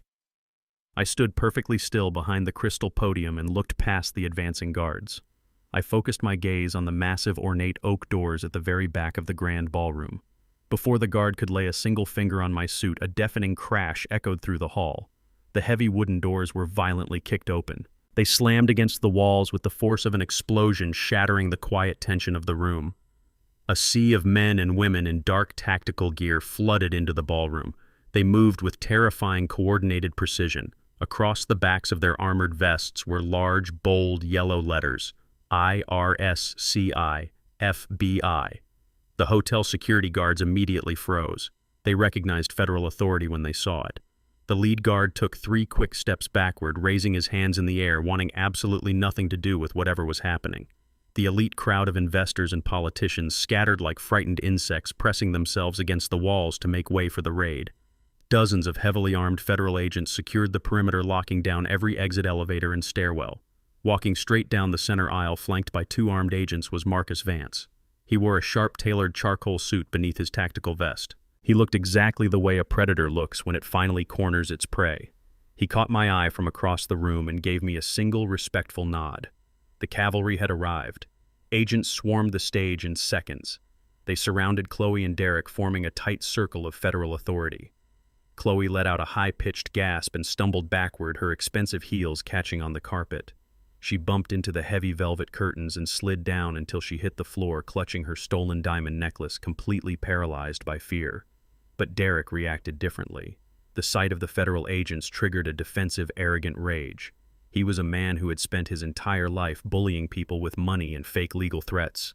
He thought he could bully the United States government. Derek shoved his way past an agent and pointed a trembling finger at my chest. He was sweating profusely, his tuxedo completely ruined. He yelled that they had no right to interrupt a private corporate event. He screamed that they had no jurisdiction here. He pointed at me and told the agents that I was a severe psychiatric patient who had escaped from a medical transport. Marcus Vance stepped up onto the stage. He stood between me and my son. He looked at Derek with absolute zero emotion. He informed Derek that the Internal Revenue Service Criminal Investigation Division and the Federal Bureau of Investigation were currently executing federal search and seizure warrants for every asset tied to Oratech. Derek completely lost his mind. His face turned bright red. He shouted that he was my legal guardian. He screamed that he held a durable power of attorney. He yelled for the entire room to hear that he was the sole owner of my house, my trust fund, and every single asset I had ever possessed. He demanded that the agents arrest me for corporate sabotage and trespassing. He was so deeply entrenched in his own lies that he genuinely believed a forged piece of paper could stop a federal task force. I stepped out from behind the crystal podium. I walked slowly toward my son. The armed agents parted slightly to let me through. I stopped just 3 feet away from the boy I had raised. I reached into the inside breast pocket of my tailored black suit. I pulled out the crisp white document I had signed earlier that morning at the Dirksen Federal Building. I unfolded it slowly, making sure the official red seal of the federal magistrate was clearly visible under the bright stage lights. I looked Derek directly in the eyes. I let a cold, calculated smile spread across my face. "Did you forget where I used to work, Derek?" I said. My voice was low, steady, and amplified perfectly by the acoustics of the silent ballroom. "You spent your whole life thinking I was just a tired old man pushing papers at a desk. You forgot that I spent 35 years hunting down the smartest, most ruthless financial criminals in this country." Derek stared at the paper in my hand. He blinked rapidly, confusion and panic warring on his face. He asked what that paper was. I held the document up so the federal agents and the surrounding cameras could see it. I told him it was a voluntary asset seizure and donation agreement. I explained that when I walked into the federal building this morning and proved my cognitive competence to a federal judge, his forged medical guardianship was immediately rendered null and void. Derek swallowed hard, shaking his head in denial. He said the house was his collateral. He said the $3 million loan was legally binding. I stepped even closer. I told him he was right about the loan, but he was completely wrong about the collateral. I explained that by signing this document, I had legally surrendered my home and my entire estate directly to the United States Treasury Department to offset a phantom tax debt I created specifically for him. The blood drained from Derek's face so fast he looked like a corpse. His mouth fell open. He finally understood the trap. I did not stop. I wanted to make sure he heard every single detail of his destruction. I told him that the house and all the accounts he thought he controlled were currently federal seized property. I told him that when he stopped making payments on that massive commercial loan and allowed the bank to foreclose, he was no longer defaulting on a private asset. You just used United States government property as collateral for a high-interest corporate loan, I told him, my voice ringing with finality. You defrauded the federal treasury to fund a $12 million Ponzi scheme. Marcus Vance stepped forward and put his hand heavily on Derek's shoulder. Marcus finished the audit for me. He told Derek that leveraging stolen federal assets constituted first-degree federal bank fraud. He told him it carried a mandatory minimum sentence of 20 years in a maximum security penitentiary, and that was before they even started talking about the murder charges. Derek's knees buckled again. He did not fall to the floor this time because two massive FBI agents grabbed him by the arms and held him up. He was completely broken. The arrogant, untouchable executive had been mathematically and legally annihilated by the very man he thought he had erased. I turned my back on him. The audit was closed. The ledger was balanced. I had used their own greed to build a cage they could never escape. Now the only thing left to watch was how quickly these two rats would turn on each other to save their own skin. The grand ballroom was suffocating under the heavy weight of federal authority. The elite guests, the venture capitalists, the politicians, they were all completely silent, backed against the walls like frightened spectators at a gladiator arena. On the stage, the reality of absolute destruction was finally sinking in for my son and his wife. I stood a few feet away, leaning on my wooden cane, watching the inevitable collapse of a criminal partnership. When you build a marriage on a foundation of stolen money and murder, there is no true loyalty. There is no unconditional love. There is only a countdown until the money runs out. And the money had just run out completely. Chloe was slumped against the heavy velvet curtains, her breathing shallow and frantic. She looked at the dozen heavily armed federal agents swarming the stage. She looked at Marcus Vance, whose face was a mask of cold stone. Then she looked at the bank of local news cameras still broadcasting live to the entire city. I watched the gears turning in her narcissistic brain. I saw the exact moment she calculated that Derek was no longer a useful asset. He was a sinking ship, and Chloe was not going to let herself drown with him. She was a survivalist, a parasite looking for a new host or a new lie to keep herself alive. She slowly pushed herself up from the floor. She smoothed out her ruined black evening gown. She forced a fresh wave of tears into her eyes, inhaling sharply to let out a loud theatrical sob. She raised her hand and pointed a trembling finger directly at my son. It was him, she screamed. Her voice echoed wildly through the silent ballroom, completely raw and unhinged. It was all him. He forced me to do it.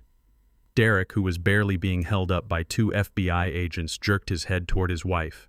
His bloodshot eyes widened in absolute disbelief. He could not comprehend what was happening. He had forged medical documents for her. He had mortgaged his childhood home for her. He had sanctioned the murder of his own mother for her. And now she was offering him up to the federal government on a silver platter to save her own skin.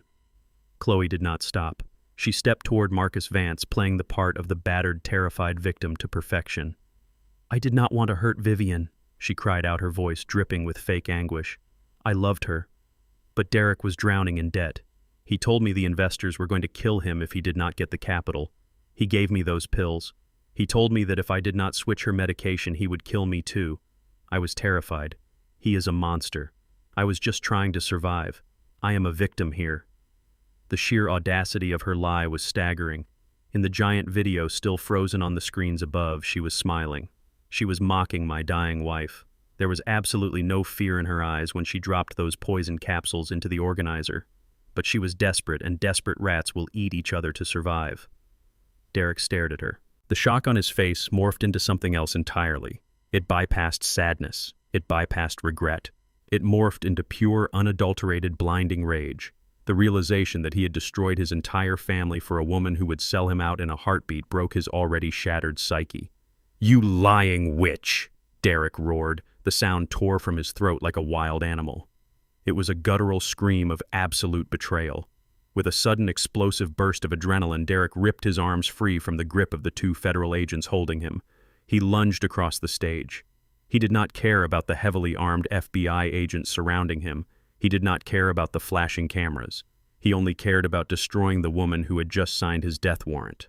He tackled Chloe right into the crystal podium.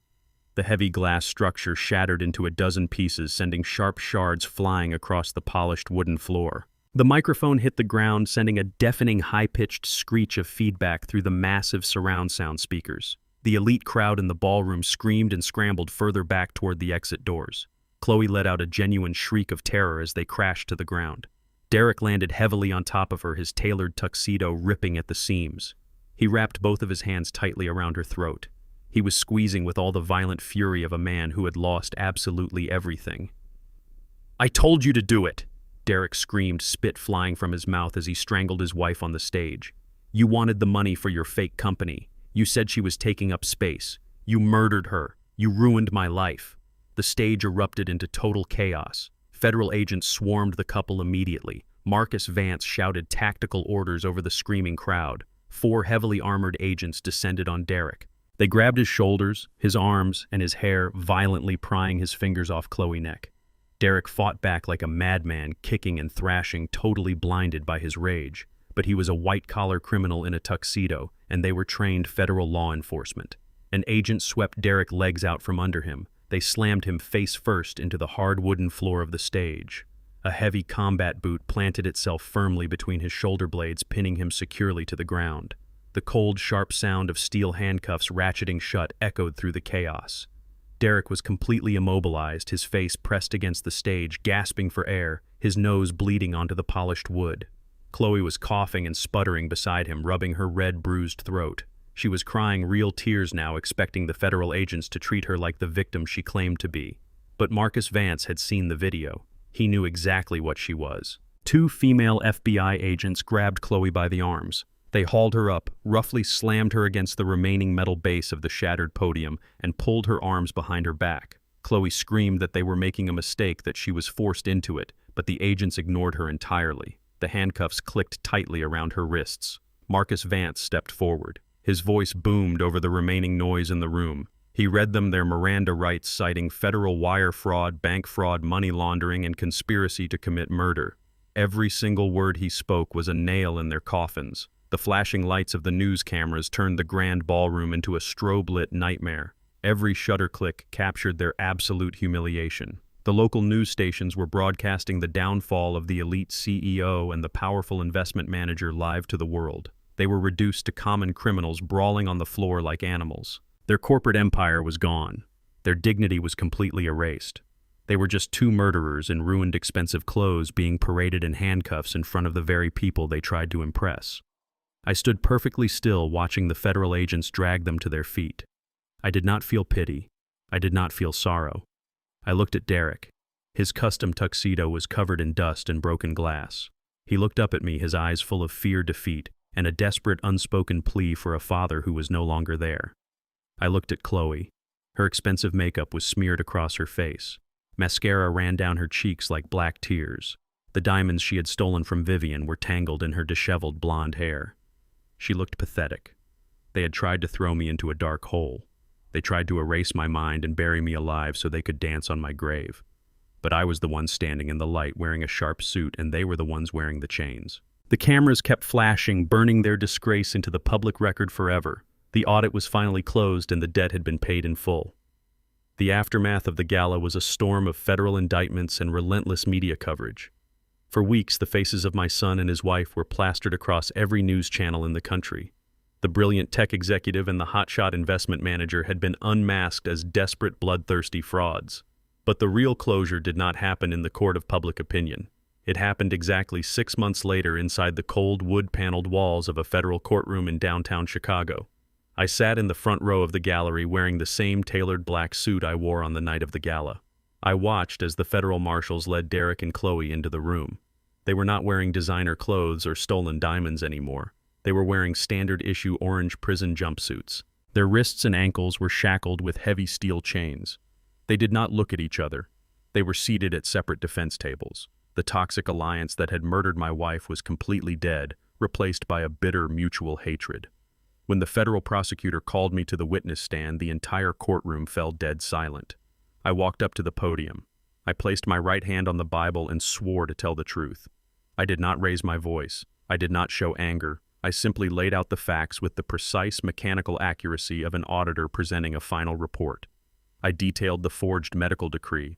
I explained the mechanics of the $12 million Ponzi scheme.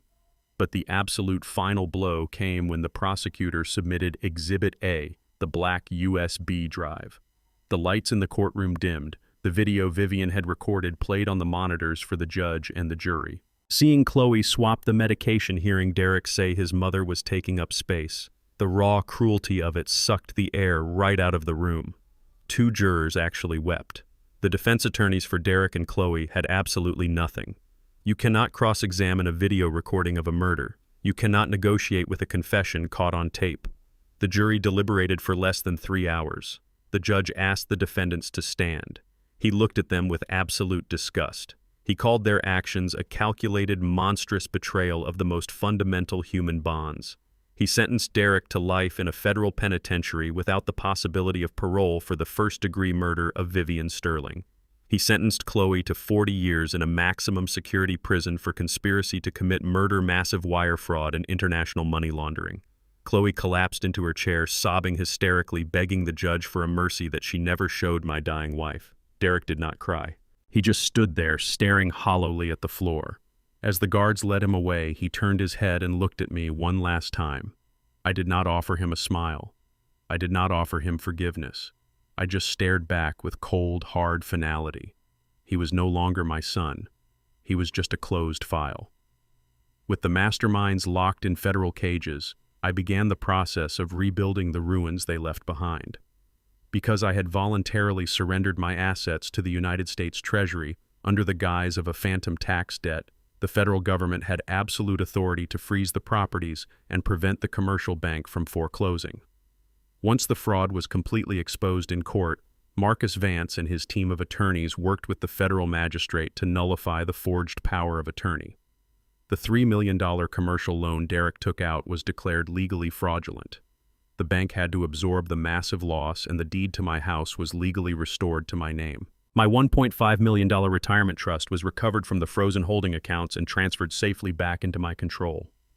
An auditor knows that debts must be paid and loyalty must be rewarded. I arranged a private meeting with Liam at a quiet diner downtown. The kid was still visibly shaken, but he was a free man. Because he had provided the live server data that matched my encrypted drive, the FBI granted him full unconditional immunity. He was completely cleared of any involvement in the Ponzi scheme.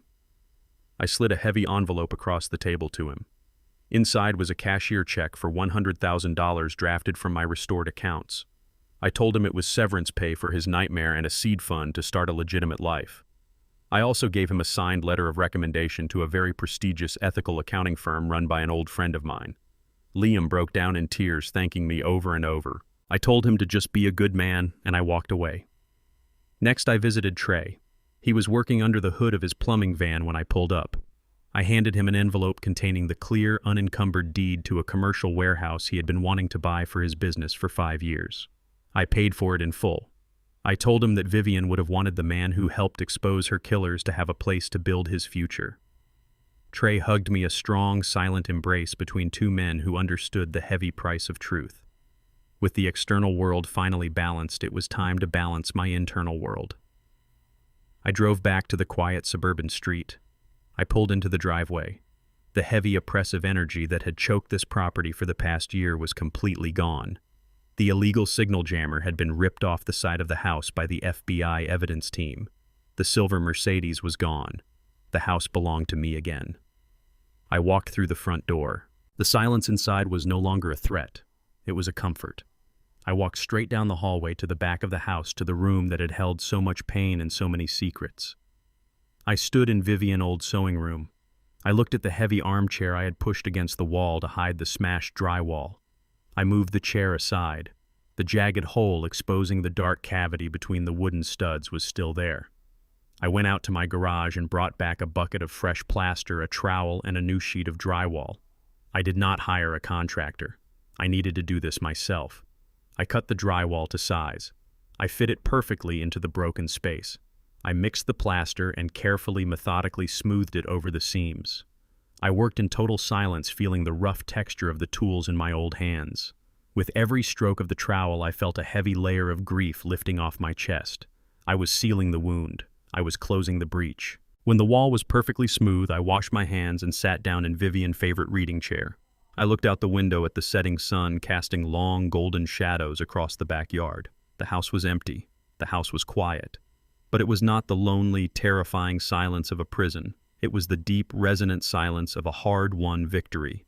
I had faced the ultimate betrayal. I had walked through the valley of the shadow of death, and I had burned the wolves who tried to hunt me. The audit was finally finished. The sun was dipping below the horizon, painting the Chicago sky in deep bruised shades of orange and purple. I sat on the wooden porch of my home. It was the same porch where Vivian and I used to sit every evening for 30 years. I held a ceramic mug of warm chamomile tea in my hands. The heat radiated through the thick ceramic, soothing the dull ache in my old joints. The evening air was crisp and carried the faint scent of approaching autumn, but I did not feel cold anymore. For the first time in over a year, the heavy, suffocating blanket of dread had been lifted completely from my shoulders. The house behind me was quiet. It was a profound, healing silence. I took a slow sip of my tea and looked back at the solid oak front door. Just months ago, this property was a battlefield. It was a prison where my own son and his wife tried to bury me alive. They had filled these halls with toxic whispers, fake smiles, and murderous greed. They looked at the hardwood floors I laid by hand and saw only dollar signs. They looked at the walls Vivian painted with so much care and saw only collateral for their fraudulent empire. But now all of that was gone. The federal agents had swept through. The lawyers had filed their final paperwork. The bank had retreated. I had scrubbed every inch of their lingering presence from this home. The expensive, soulless furniture Chloe bought with my stolen money was donated to a local charity. The electronic locks were ripped out and replaced with solid brass deadbolts. The house belonged to us again, to me and to the memory of my brave wife. I looked out at the old maple tree in the center of the front yard. Vivian planted that tree when we first moved into this neighborhood. She was so young and full of hope back then.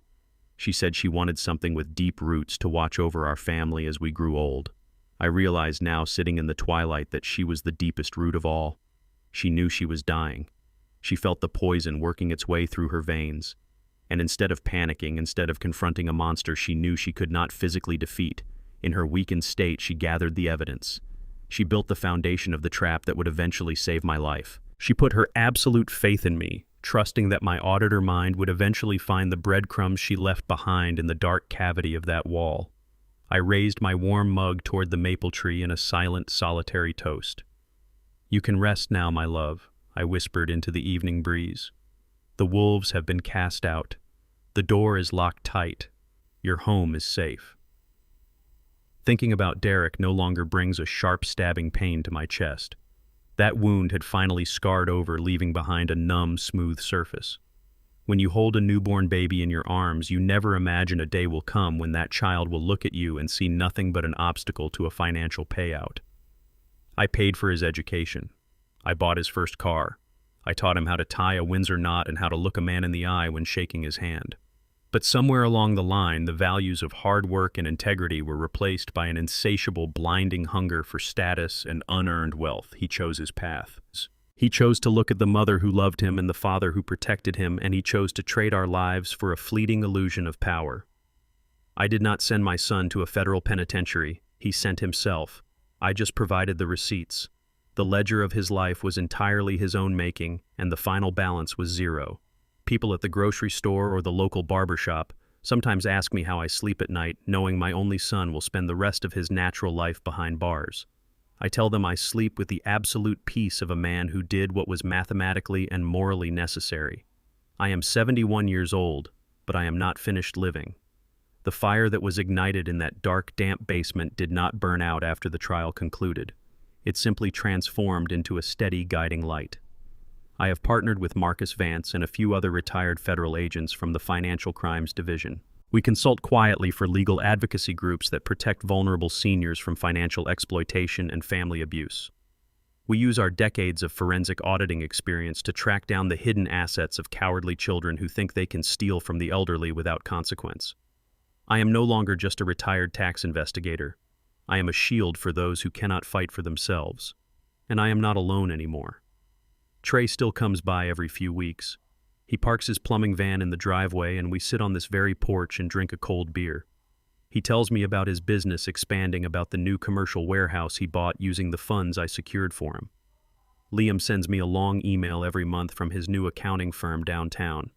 He is thriving, doing honest work, and finally sleeping soundly without the threat of federal prison hanging over his head. They are good, decent men. They prove to me that family is not just about the blood you share. It is about the people who stand by your side when the world turns dark. As the final light of the sun vanished behind the Chicago skyline, I finished the last drop of my tea. The streetlights flickered on, casting a warm yellow glow over the quiet suburban road. The stars began to appear in the clear night sky, bright and entirely unbothered by the chaos of the world below. I thought about the journey that brought me to this exact moment of tranquility. I thought about the harsh, unforgiving lessons learned in the darkest corners of human greed. Grief is often mistaken for weakness, and silence is too frequently misinterpreted as ignorance. When you invite greed into your home, you don't just betray your family. You dismantle your own foundation. True power doesn't need to scream its presence or flash its wealth. It sits quietly in the corner, observing, gathering facts, and waiting for the precise moment to strike. Never underestimate a person who has nothing left to lose but their dignity, because they will fight with a cold, calculated precision that no amount of stolen money can defeat. Blood makes you related. Loyalty makes you family. Did you enjoy my story? I would love to hear your thoughts. Let me know what you would have done in my position in the comments below. Please hit the like button, subscribe to the channel, and share this video to help others who might be facing a similar battle in the shadows. Remember to always trust your instincts and never let anyone steal your dignity. I will see you in the next story.